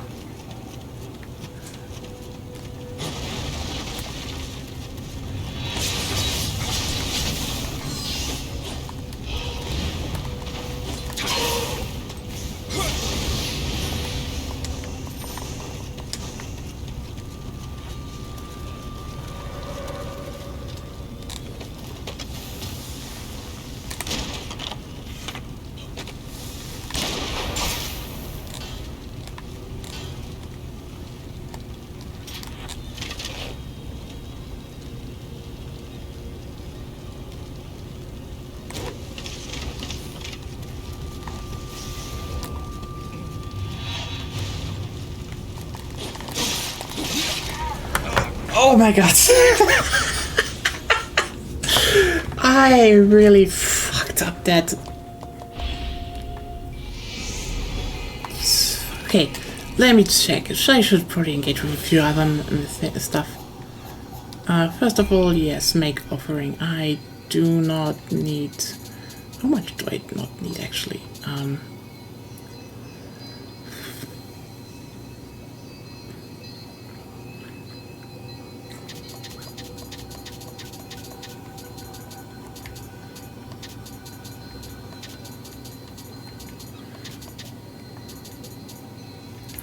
Then, yeah.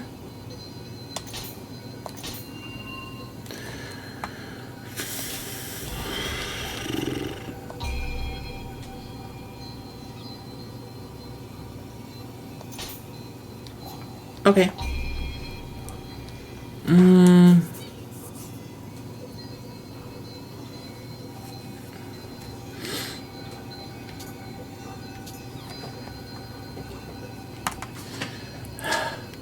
How do the Kodama blessings work again?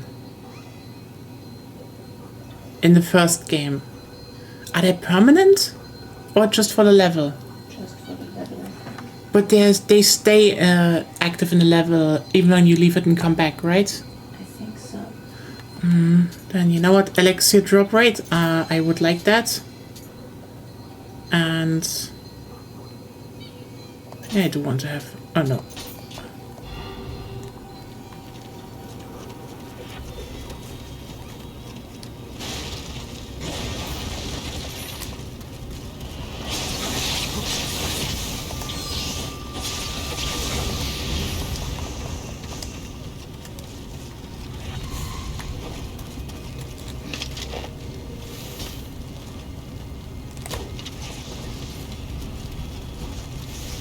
And now, don't misjudge any distances again.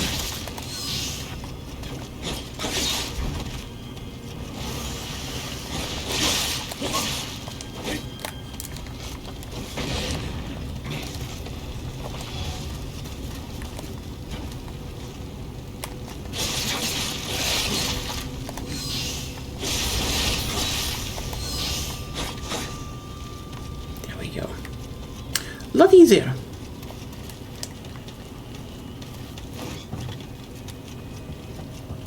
But yeah, ex-yokai are like... their whole thing is to annoy.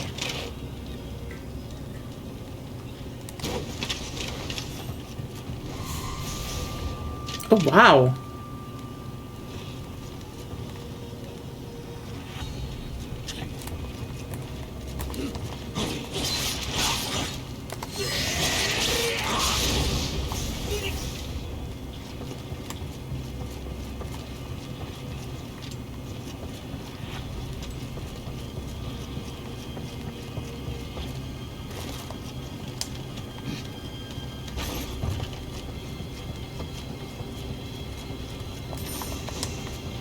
There we go.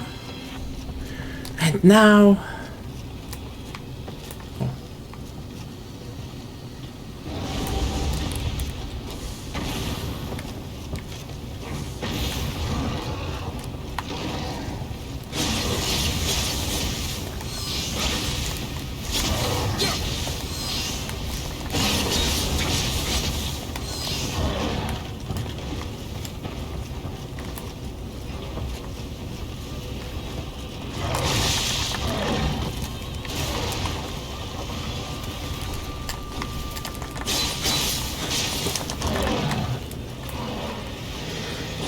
There we go. This was shitty as fuck and there.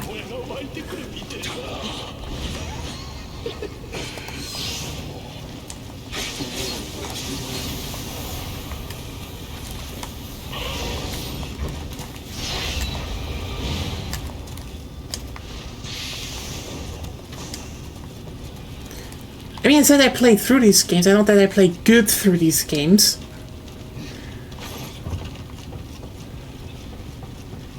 Oh yeah, also again, enemies go into fire, they take fire damage.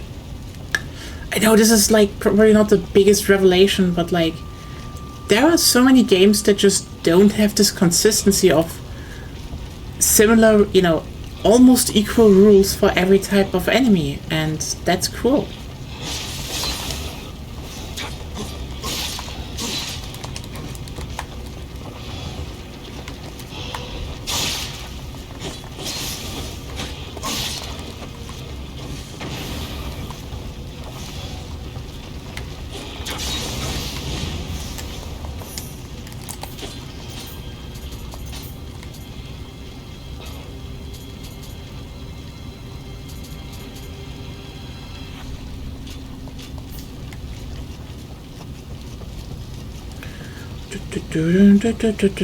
Hope this is actually fun to watch. Anyway, if you want to talk about anything, just shoot it. It's like, if there's one thing about Nioh, I would say, then it's a relatively chill game to play. Despite everything.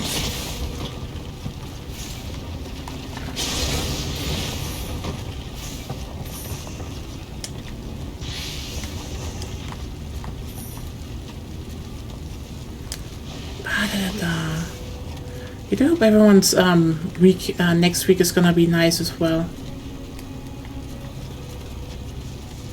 There is enough bullshit in the world going on right now, so.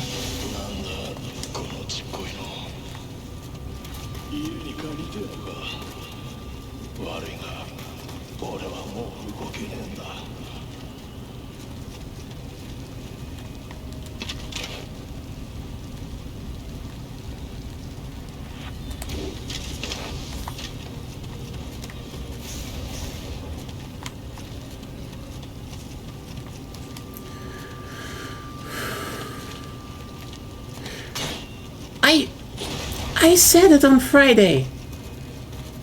We have a Tsar Nicholas II situation. Someone called him a cuck at the right moment. He starts bombing a country.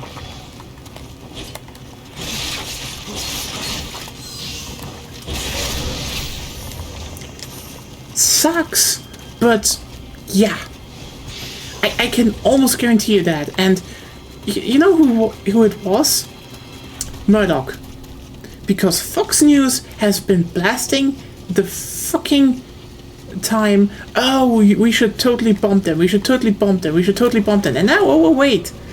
The guy continuously watching that one shitty,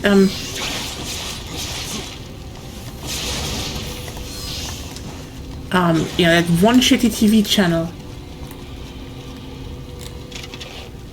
Bombs them.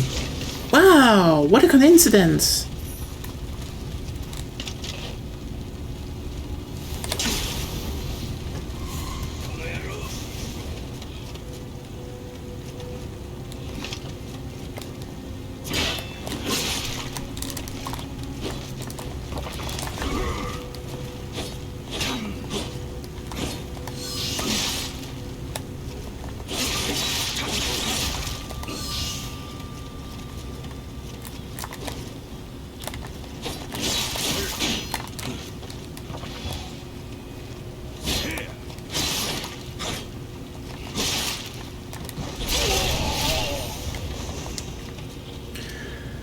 You don't want to call him a loser for not following through on his shitty ideas.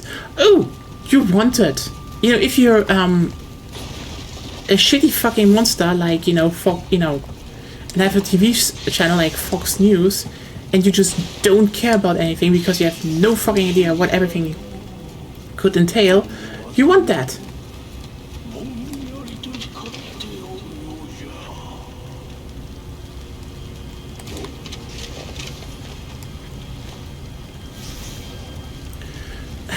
Honestly, in that regard, I would definitely say it was more a sense of, it was definitely, this was pushed by Fox News, because they have been pushing this whole thing for a long ass time now. And frankly, like, for the past days, it was just constantly on Fox News. And I think, if anything, you can say that the Democrats just didn't do anything to, prevent it, because they're fucking spineless cowards.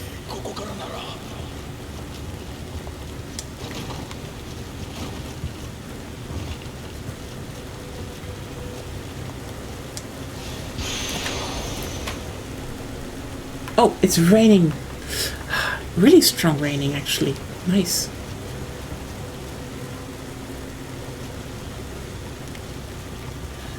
And what do we have to deal with now? Oh, you could vote for Cuomo. Listen, fuckers. Not the time. Like, if anything sums up the problems with the current Democrats, then this. And, like, here's the thing. This isn't even about Cuomo. This isn't even about, Clinton or any part of that stuff. It's the fact that, again, the president is bombing a foreign nation. Everyone is basically saying this is a violation of international law, period. And then they are obsessed with elections.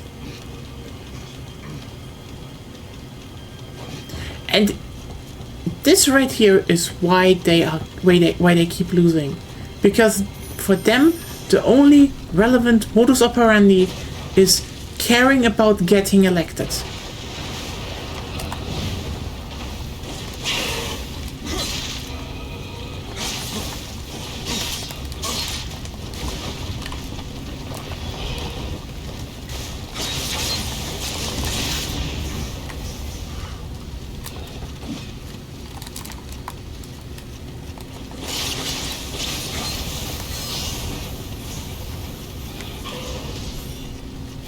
And nothing else.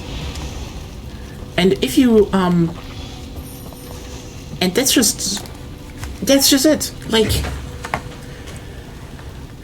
this is the cynical part, when you look at how Europe reacts to that. It's like, yeah, you can see that maybe some are like, they're just a bit, okay, should we really, be this harsh or something? But, they're gently saying, you could please stop doing that. Yeah, no, that is stupid. I will not put this one on.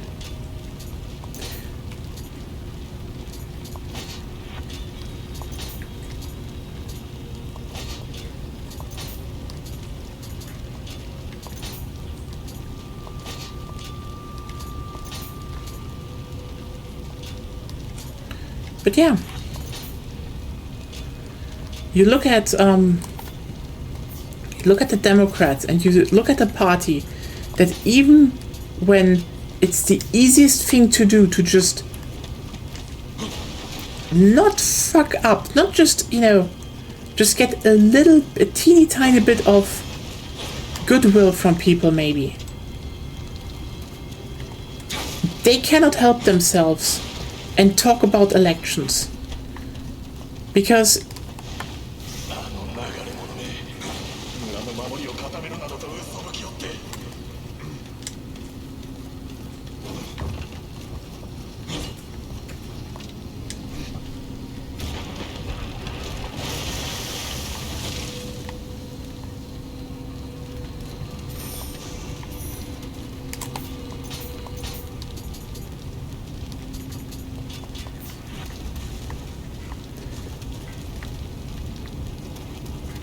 yeah, because that's the thing. For them, it is to a degree just a business. You get elected, and then you do some things, and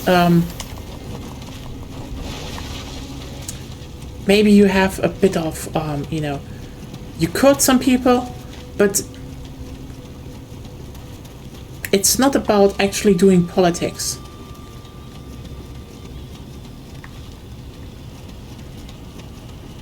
And this is probably the thing I hate the most, because, you know, if you look at, you know, European politicians, like, okay, maybe not the British ones, but, you know, you left the EU, so, you know, yours don't count anymore.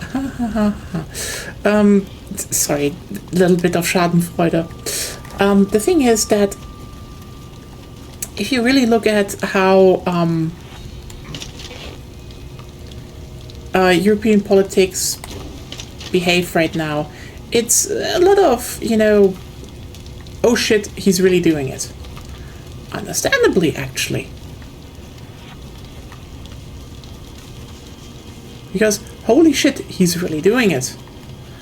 On the other hand, I do want to point out that, and this is actually really crucial, like, I can disagree, like, I hate Friedrich Merz, our current chancellor.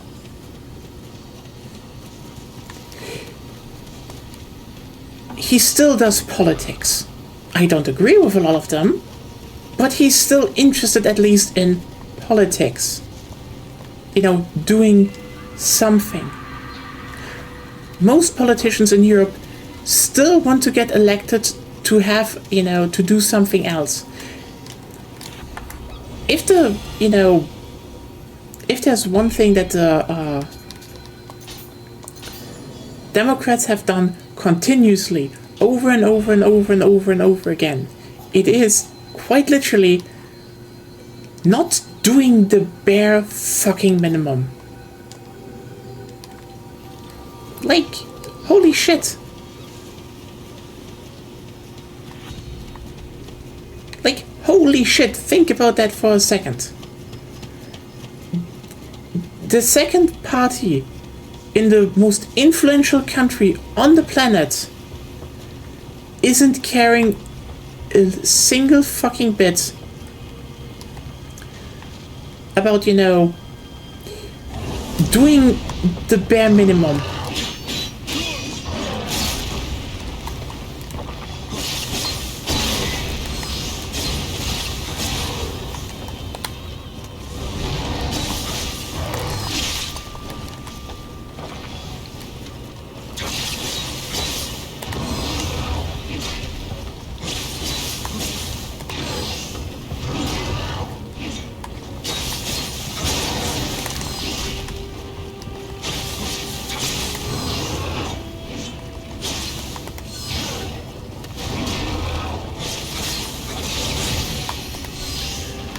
Slowly getting better at this.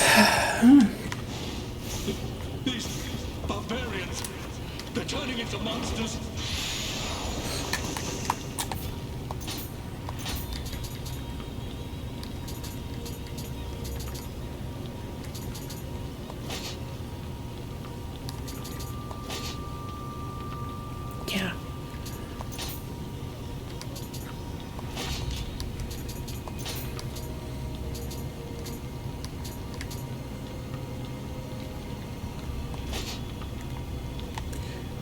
So there is actually, you play on Steam and you have a Valve helmet. Cool. That's stupid.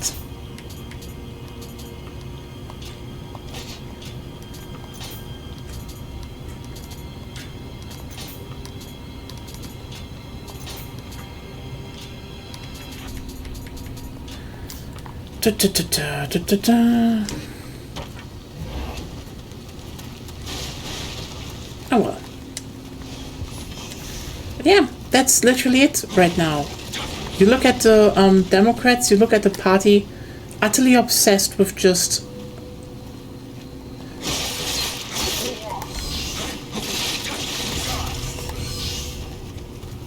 winning elections.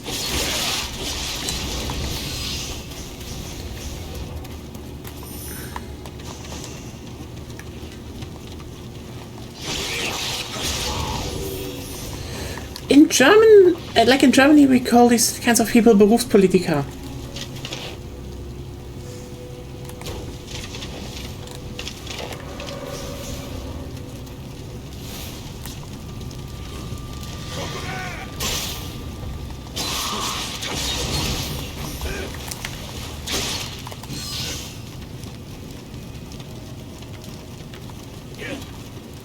Oh no, obviously not. I mean, that's actually the second thing that is so utterly infuriating. They are really bad at it. Because, and I know people are like, oh, but has this something to do with, you know, there's questions about what are their actual ideologies and such, and the answer is no. The thing is, and this is the sad part about the Democrats, they got elected a long time ago on either saying we are not the other side, or, you know, vague commitments. Because, like, that's the thing, because the whole plan was getting elected, and you still need a lot of money to get elected in the USA, you want to have the money of the industries. And, you know, you kind of want to then see maybe what can you smuggle through and whatnot. So, basically, the whole plan always, and I mean always, was non-committance.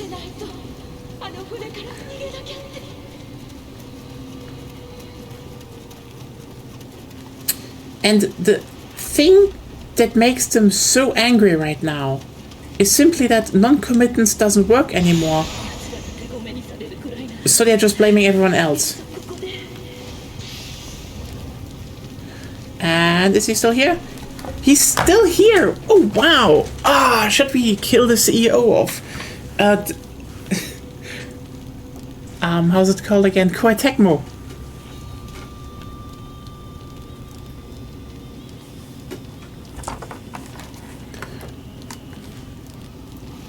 That's actually the CEO of Koei Tecmo. You could kill the CEO of Koei Tecmo even in the first alpha. It's just funny that he's in here, you know? Actually, why not?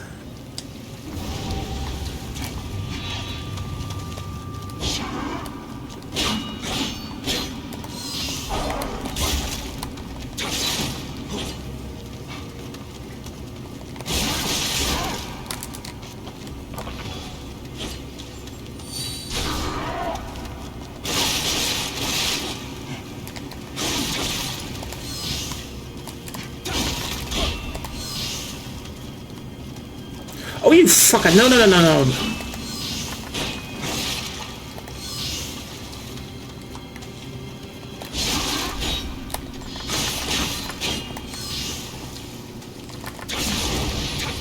There we go. That had to be done. We killed the CEO of Koei Tecmo. No, seriously, that Kyo Shibuzawa is their CEO. That's actually why the company is called Koei. Because he founded the company back in the day with his wife, A something. Koei is literally a combination of the first two letters of his name and her name, Koei. So, yeah, the more you know.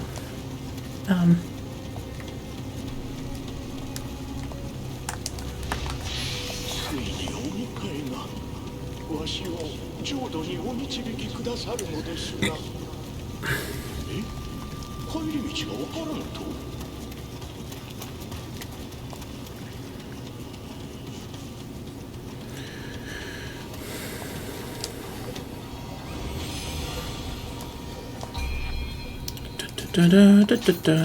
More hard.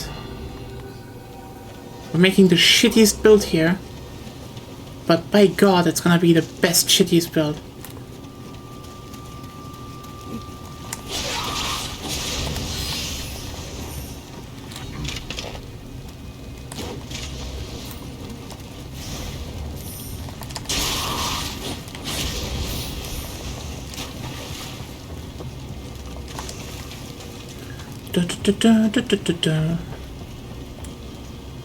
Anyway. Supposed to be an easy job, easy money.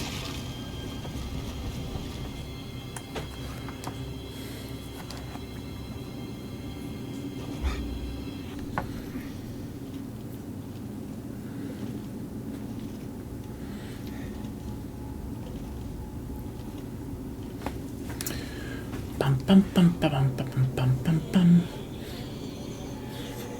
Well, that was definitely not a nice ship.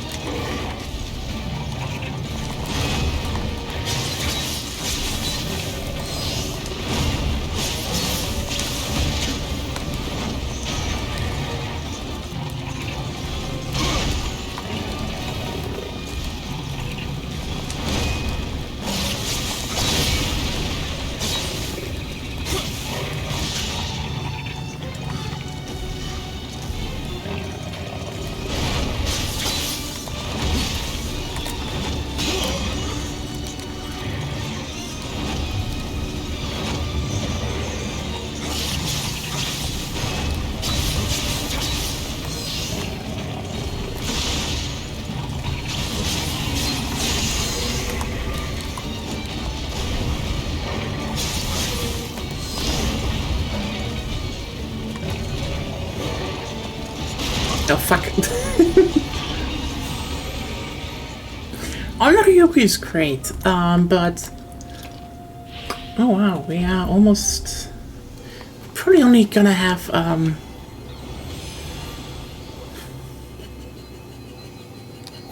many, Kodamas are still in these levels? I missed 2. Mm-hmm.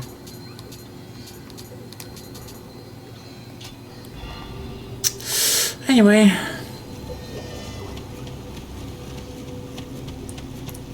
you know what? Let's just make a run for it. Soul style.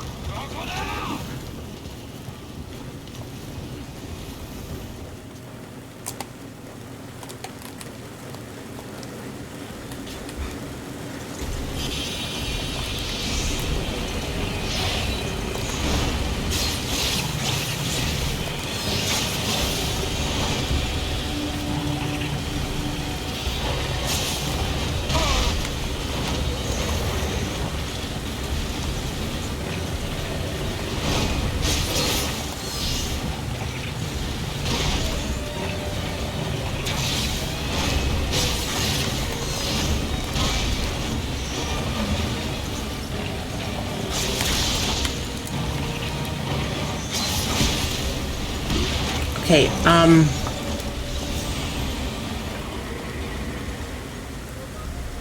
what did increase the amount of elixir you get in a level again? Well.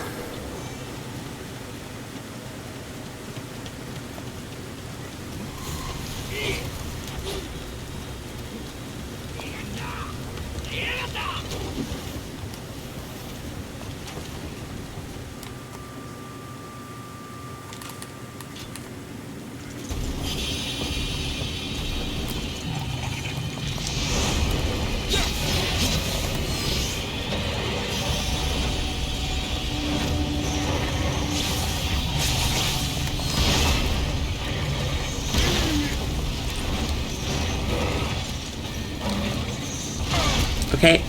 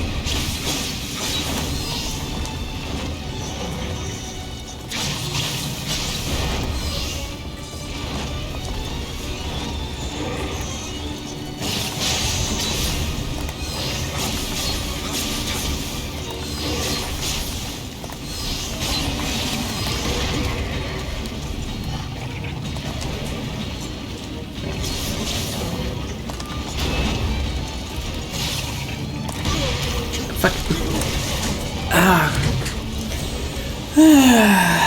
Somehow I do not like his first face.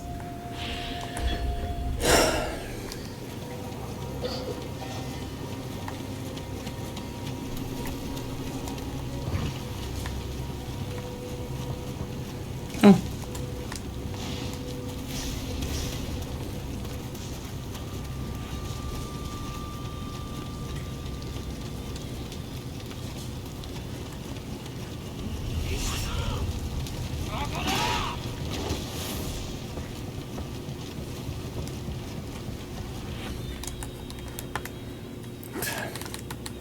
I mean, I just need to get good and that's it.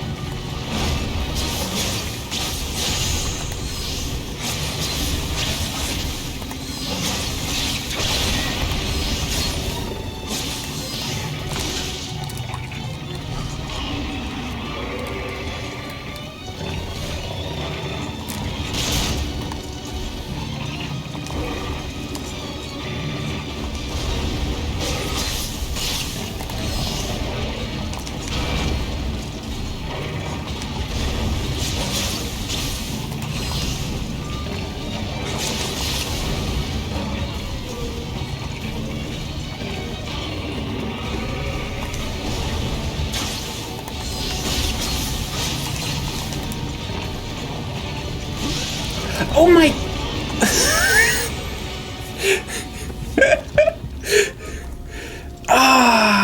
Fuck. I should have touched a bit more. The tracking. Where are you, by the way?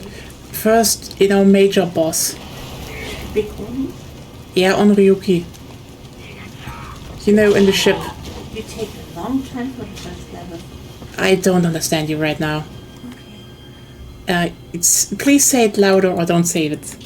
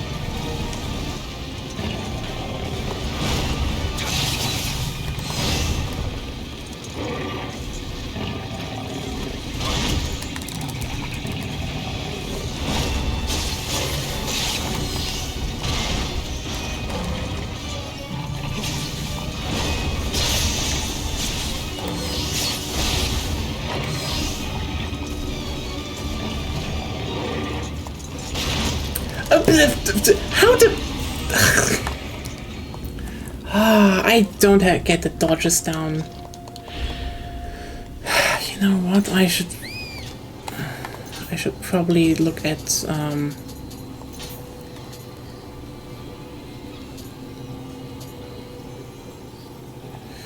I should look into maybe getting...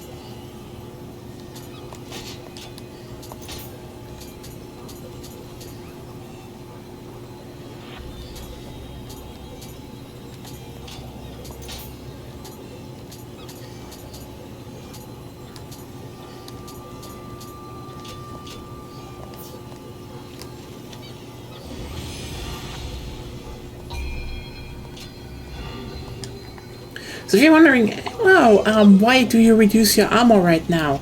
I don't have an, I need to dodge this one, and I don't have the skills to make a block build, so...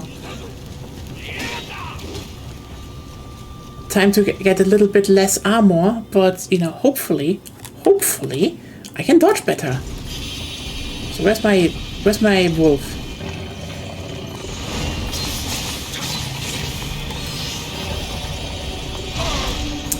Come on.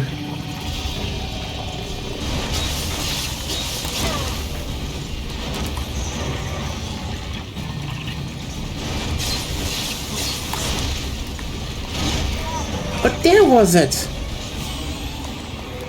Ah.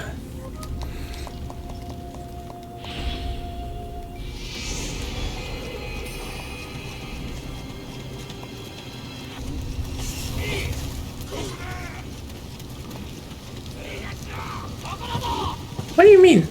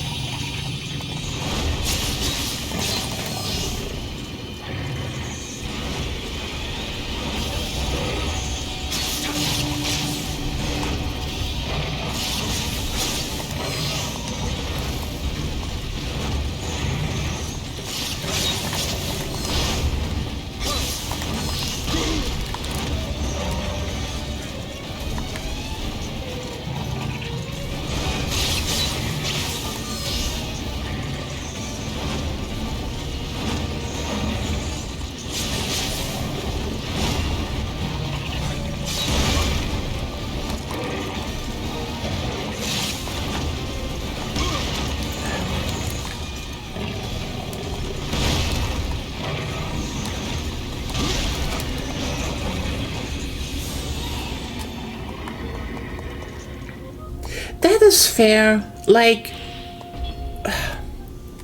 for example, oh hey, you have a key region when you're dodging, which is like, oh, that's good. That's like really fucking good. I kind of find it interesting that this is a ninja thing in 3. It just makes more sense actually.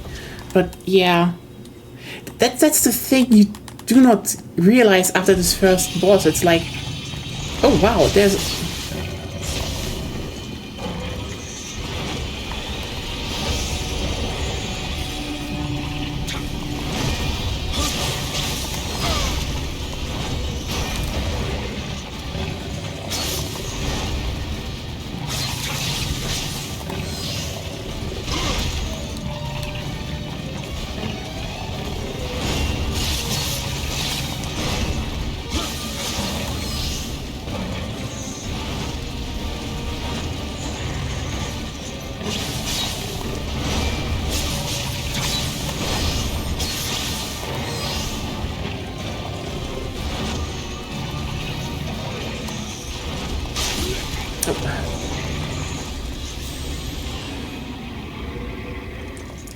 Yeah, I think that's the thing. to a degree, I feel like Nioh 1 wants to mimic being a Souls game for the first 2 levels a little bit too hard. As in, you know, people, you know, go in and are like, oh, look, it's like the other ones and it's not bad. And then the soliloquy happens. And then you're realizing, oh, this is a build your own action game affair.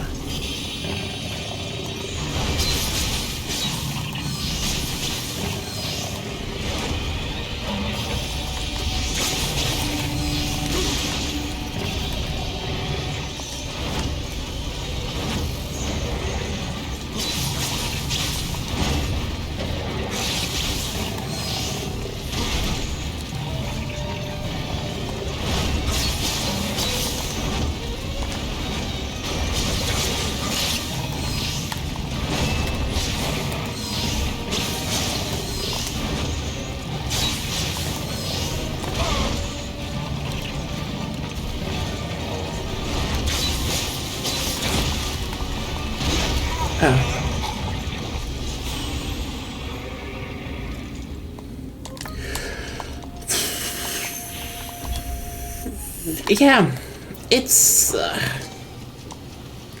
guess it's irony. I don't hate the first level. It's just really the dumbest part about the Onryoki is he basically comes back later, and he's a pushover.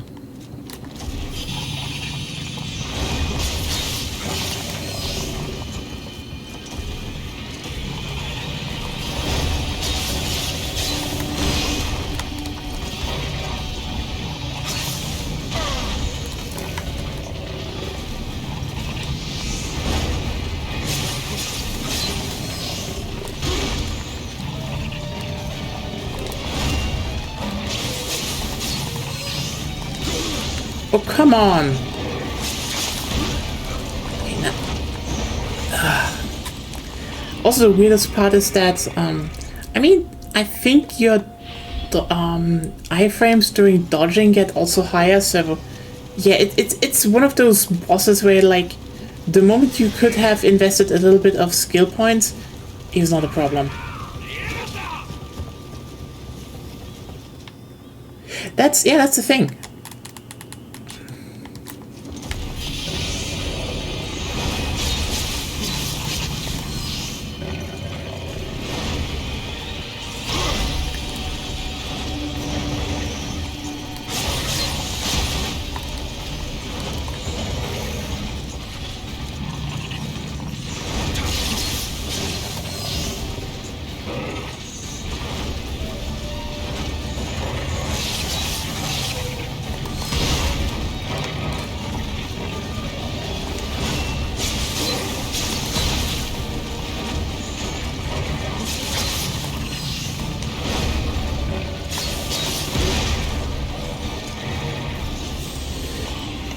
Not really. I think the wall attacks are actually pretty fine. The biggest problem they have is just the hitboxes. Let me put it like this. The hitboxes are just really fucking tight. And you could say it's a filter boss, and I mean, to a degree it is. It's like, you know, it is one of just get through the thing.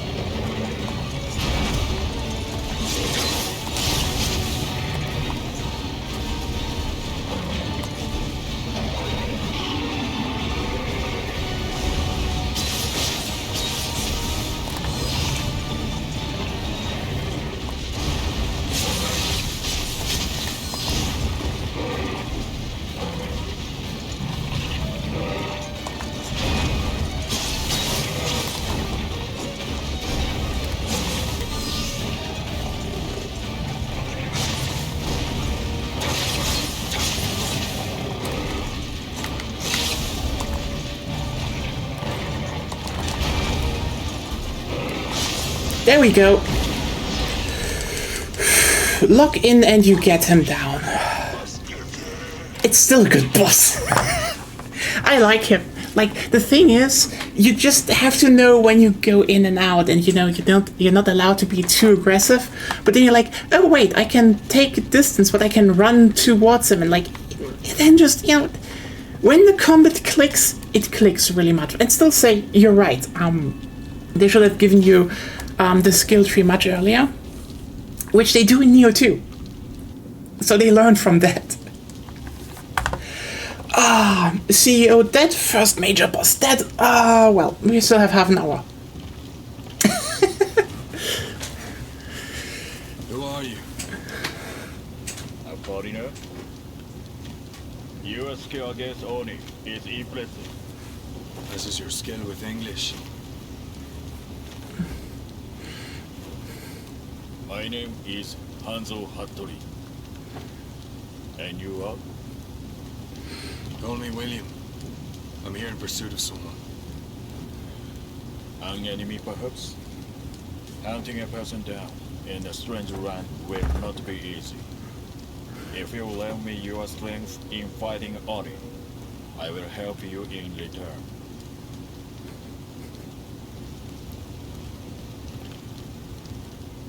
Well then,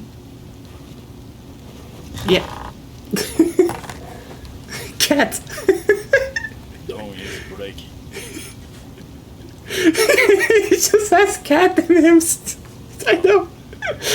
I know it's the cat clock. It's just. I know, this is just so perfect. I mean, it's a spirit, but still, it's just. This is one of the most. Yes, it just fits. It's random, it's weird, but it just fits. I love it. Also, the fact that William and Hanzo just have like kind of a bromance going. Again, Nioh knew exactly what they wanted to do with their story, and it's pretty good.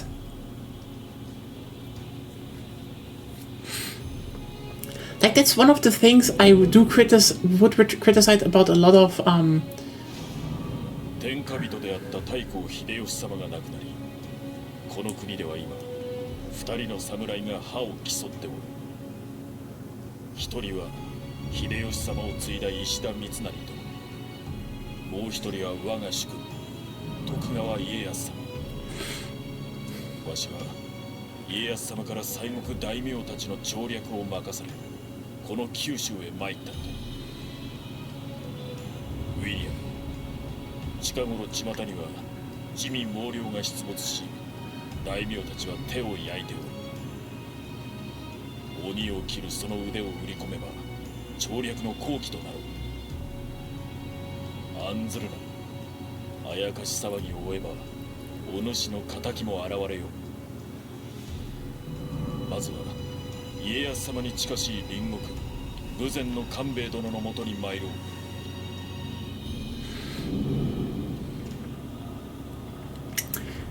And that's also one thing I do really like.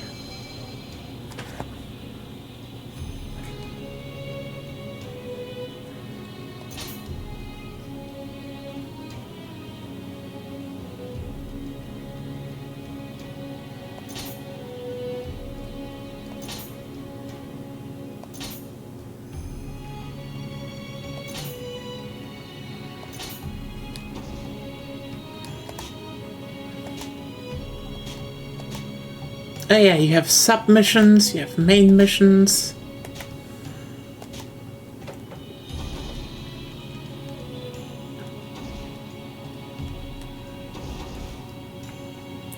Deep in the shadows. Okay,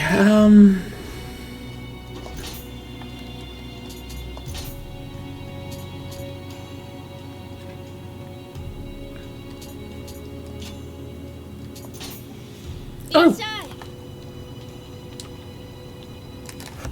Toma! Best girl. I mean, she's great. ねえねえ、海の向こうのお話を聞かせてよ。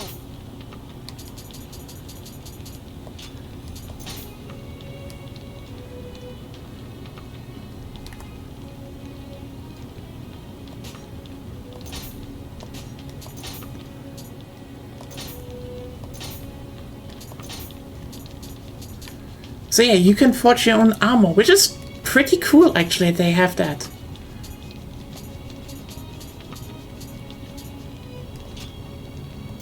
So if you have the stuff, you can make your own armor sets.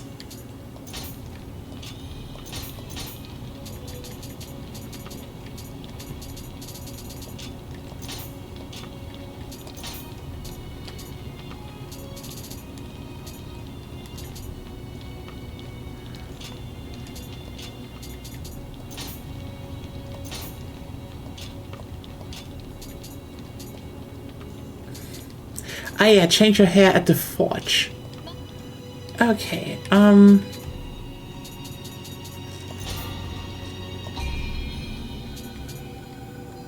let's get more heart. Add more key. Reached level 10, the beginning of a samurai. Ah yes. Okay,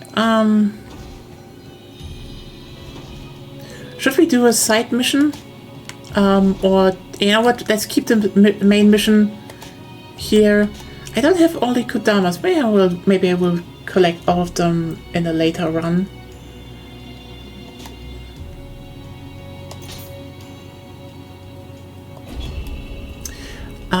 It's an interesting thing here, because, so there was an interesting joke going around when, you know, this game launched. You know, people were basically pointing out that William was looking oddly similar to another action game character, or, you know, more like book series character. You might have heard him as Geralt von Rivia from the Witcher books. And so here's the thing. Aside from a bunch of, you know, funny coincidences and stuff like that. Oh yeah, right, this was a...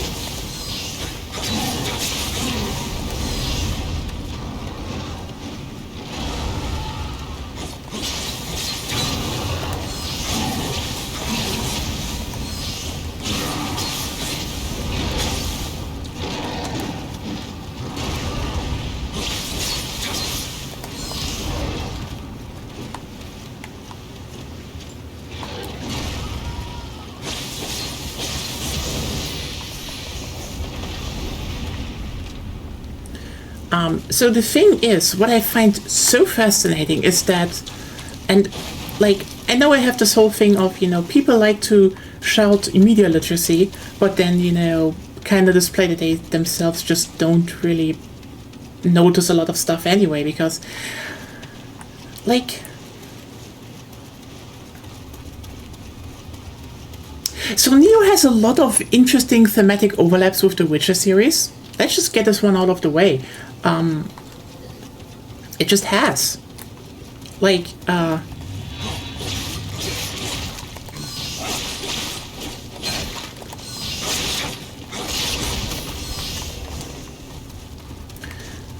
I mean, here's the thing. Sure, they don't have, you know, the whole, well, super genocide elves and, you know, the European fantasy stuff, but when it comes to themes, holy shit, is Nioh similar to the Witcher series. See, one of the key things that, where the Witcher differentiates itself to most other fantasy is, there's this trope, you know, humans are the actual monsters. And that's not, you know, wrong in The Witcher, but more crucially, in The Witcher, you create your own monsters. Like, basically every monster in the in that world is created because, you know, someone died and wasn't properly buried. Someone was, you know, burned at the stake as a witch, or, you know, bullied and persecuted by people. it's a horrifying world because all the atrocities people do manifests, in a way as monsters. Even, science can create monsters because it's just another way to, literally just make monsters. It's another atrocity to do. And then you look at Nioh, and they codify this as, at the beginning as, hey, look, Amrita exists where suffering exists. So, right now, Sengoku Jidai, in terms, with the Oni and such. But also, the first Oni the first boss you fight, the Onryoki, is something that was created from the suffering of what is basically a slave ship.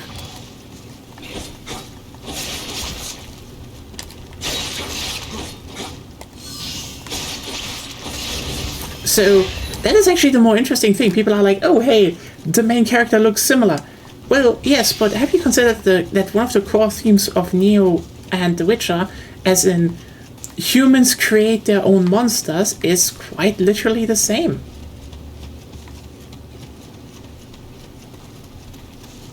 I know. Interesting, isn't it? And with that, this was the Suffer Sunday side mission theme analysis and across, similarities between multimedia franchises. Well, not multimedia. This one is a game franchise,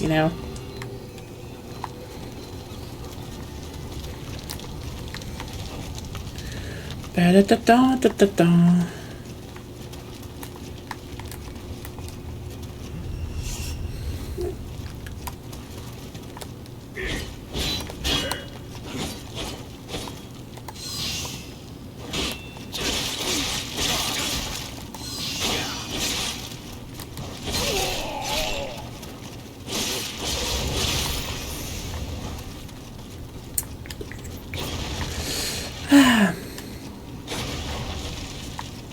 It's still kind of funny how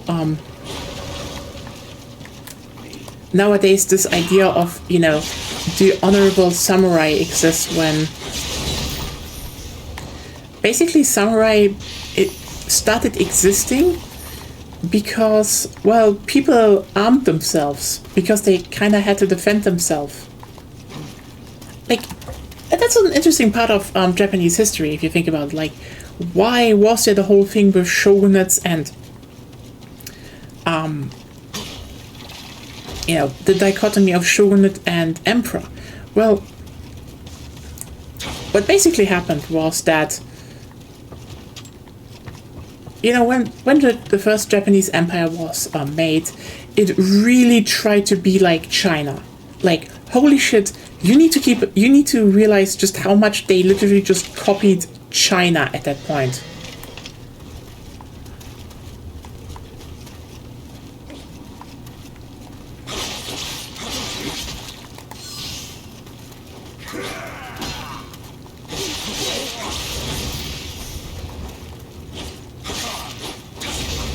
But badly.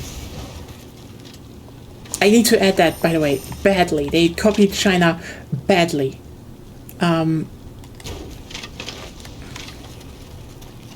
So, technically, local lords were not allowed to have their own armies. And because, obviously, they were there to manage stuff, they should not, amass power to challenge the rule of the emperor. Problem was, you didn't really have an army. So a lot of people started arming themselves and, kind of became, kind of a guard force, basically. Those were the samurai. And the thing is that with time, when, there were peasant rebellions and all that, the emperor basically was reliant on the samurai to keep in power. And so they were like, hey, maybe we should just appoint someone to, control / guide all the samurai. That sounds sensible. So they did that. And then that guy basically just went like, I'm holding all the power in the country right now. Which is like, yeah, goddammit, that was a bad idea, wasn't it? And this is why they then just laid...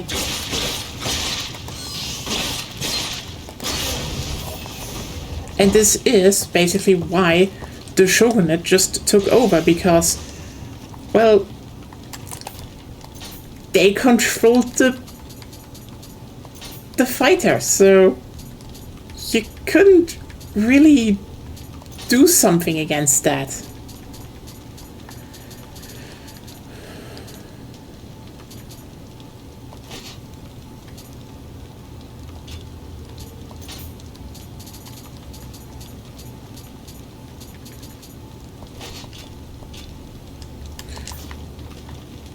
And if you're wondering, but why did did they keep the emperor around?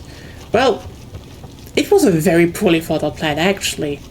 I mean, back in the day, it probably seemed pretty smart to just have someone do that, and then they realized, oh wait, I hold the power. What can I do? What can they do? And the answer was nothing. And yeah, they kind of kept the emperor as a figurehead because A, it was legitimacy. Quite literally, they could, that's the same thing why, and they could have gotten rid of him. The Holy Roman Empire, the emperors kept the Pope around because it's pretty useful to say, the Pope appointed me. Actually, the Roman Catholics had their own fucking funny thing because.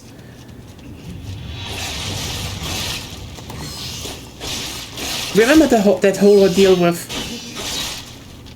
basically creating a chicken and the egg problem? Because the Pope appoints the Emperor. The Emperor appoints the Pope.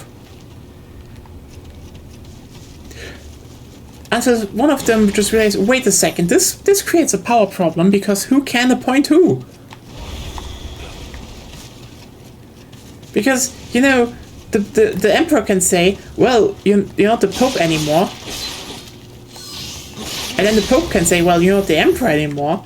And who wins? And then this basically led to the moment that when, I don't know when it was again. Basically, there was a kid at the top of the Holy Roman Empire, and the Pope just was like, let's seize that fucking opportunity. It literally was like, hey, how about we change this whole ordeal? And you don't appoint me anymore. Cardinals appoint the Pope now. What do you say? And the child said, huh? What? Because it was a fucking child and the Pope was a deal. Smart Pope. Solved a long problem, gave him so much more power, led to the whole thing of him just being like, no, I can excommunicate you, and you can do shit.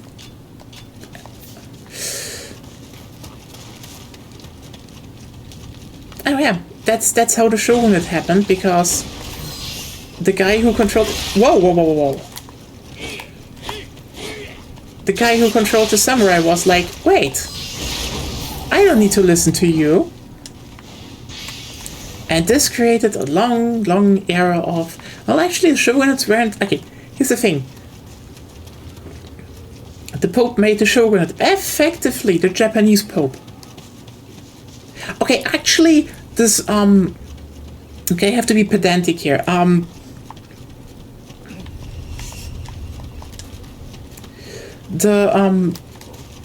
The Japanese emperor is not a pope.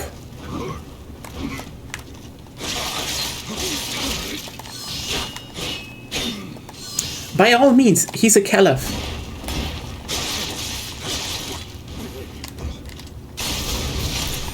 Styling on my enemies. And you're probably thinking, what, did the Japanese caliphate? Yes. I'm not kidding. The Japanese emperor is a caliph. He's a you know, a religious and worldly monarch at the same time. That's a caliph. I'm not breaking the rules.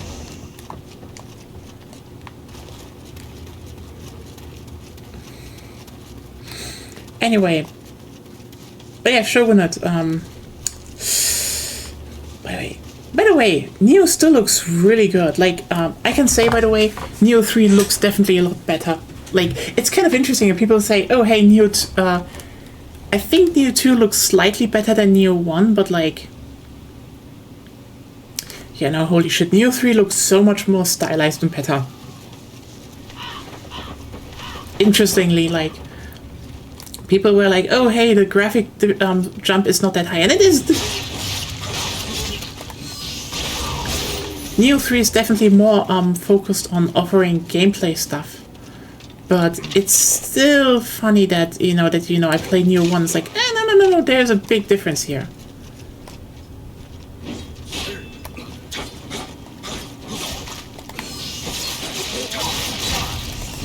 Oh, what?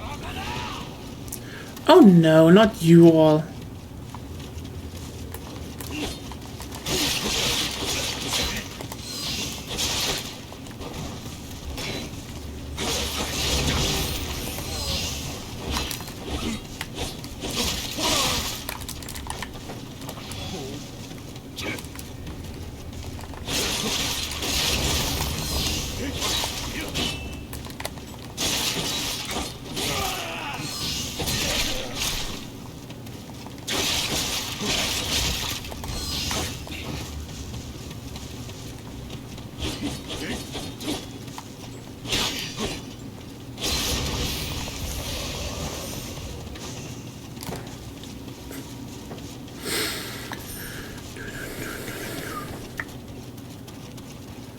I should definitely think about if I want to actually go into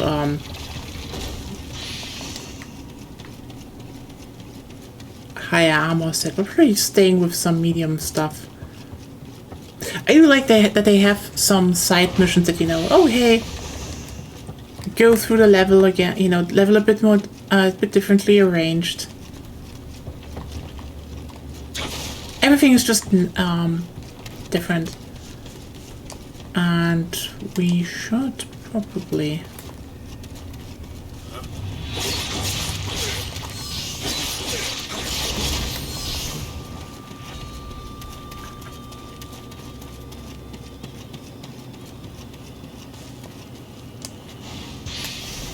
Oh yeah, that's probably where the... Yeah, I remember.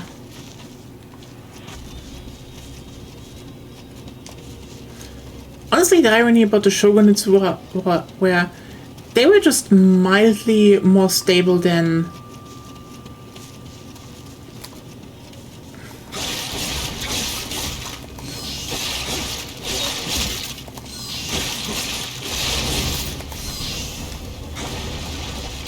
than the empire, than the, Japanese empires, because they always had, they're like, oh, you had a few shoguns, and then you had the whole...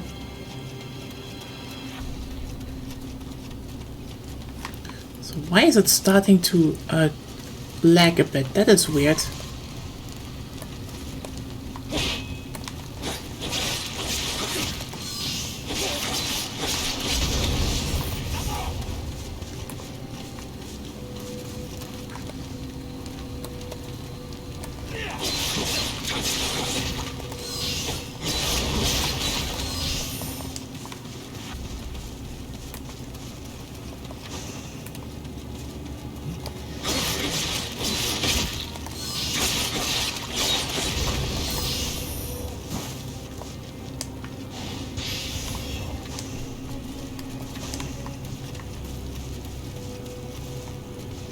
No, not the locks.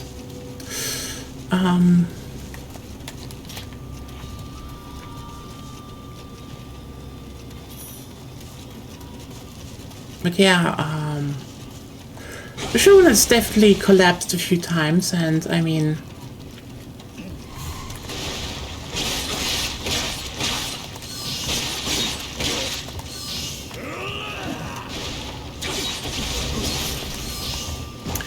Actually, one thing I do like, what I want to say about Nioh's enemy design that I really like about the human enemies, is that depending on what armor they have, you can clearly see, okay, will they use the weapon they have more proficiently? Like people with samurai armor, they will start using moves that you can also learn. While everyone else is more like, okay, I have an axe, I have a katana, swing it, hit it. It will do damage, and yeah, it will, but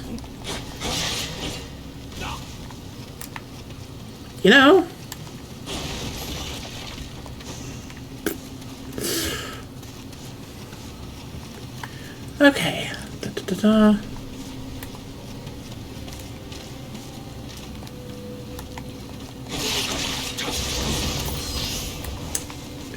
His colleague is like, why are you so agitated and bloodied, and why are you running like this?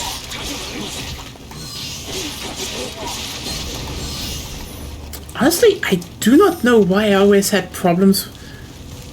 Even playing Nioh 3, I feel like I just had weird problems.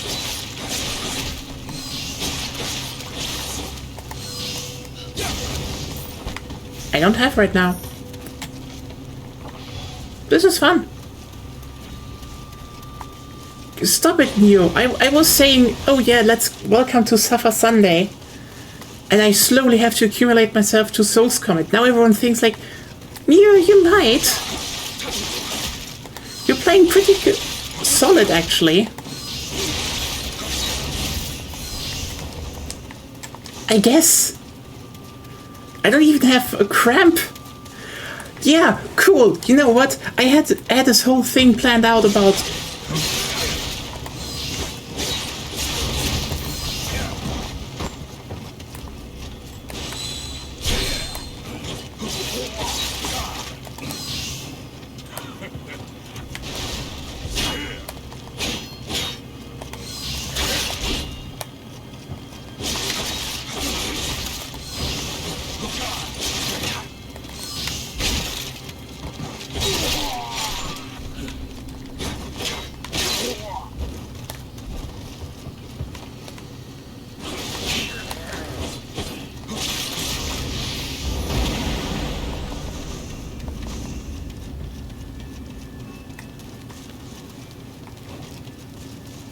It's like, oh, yeah, I have my problems and I can't really get used to the whole stamina system. Whoops.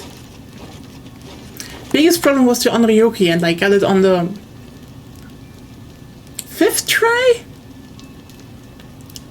Didn't take that long, actually.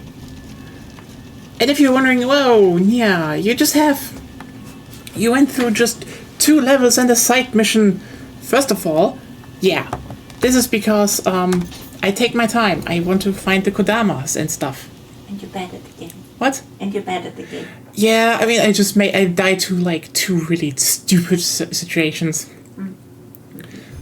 But it's not a problem. I have fun. I liked it. I mean, I already liked Nioh's combat more than most, but still, it's just a bit... I promised something, and now I just have to be like... Okay, actually I can go up 2 levels in hard. Maybe I should really go for hard... Yeah, you know what, I level hard to 20, and then we will go to other... Then we will go to other stats, like... Maybe skill? I need a bit of skill to activate special effects. That's the thing where, like, I do like that all of the skills in this game, by the way, have their sense, their purpose. Like, I mean, yes, when you go to the 5th highest difficulty and do the Abyss stuff, it's basically you go strength on Nioh because you just buff yourself, take an axe, go into the arena, bam, finish it. Just with as little, it's literally, Unga Bunga is the final meta in this game. And it's like, kind of cool that this is the case, because it's not in most games, but Nah. This is a game about being a samurai. It kind of sucks that the samurai stuff just isn't that good in the end. Anyway, what the biggest problem now is I want to keep playing this game. Fuck. But we are at our end. We are at the end, not our end. You know what? We are also at our end. Looking at the world, we are. Everything is fucked. Sorry. I do like it. It's just like here. Hey, it tells you which weapons it mainly affects with body, you know, and also affects life and resistance to poison paralysis. Ooh, that's good. And it's like affects ki. So with heart. Oh yeah, that's interesting. Swords and bows. Stamina affects life and how much weight you can carry.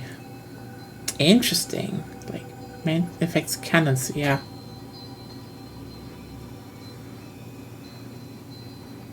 It's actually kind of cool. And yeah, dexterity.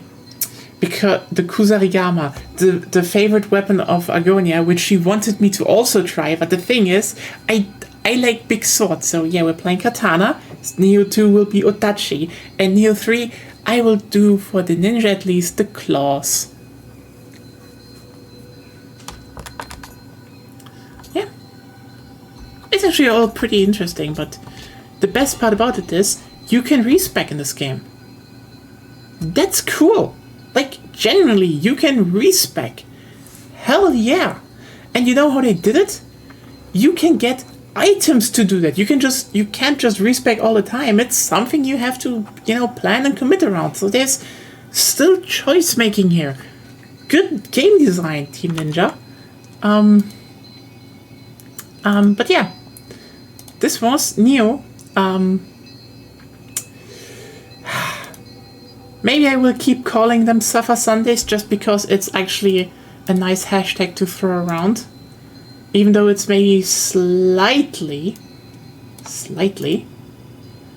wrong. But yeah. Otherwise, I hope you all will have a really nice week ahead of you. And hope you all stay safe, you all stay healthy. Hope you all will be here next Sunday when we hopefully tackle a lot more missions. We might be actually back with Borderlands on Wednesday. If that's not the case, maybe I just stream more Nioh. I can do that. No one stops me. I just want to play more Nioh then. And yeah. See you all around. Have a good night and goodbye.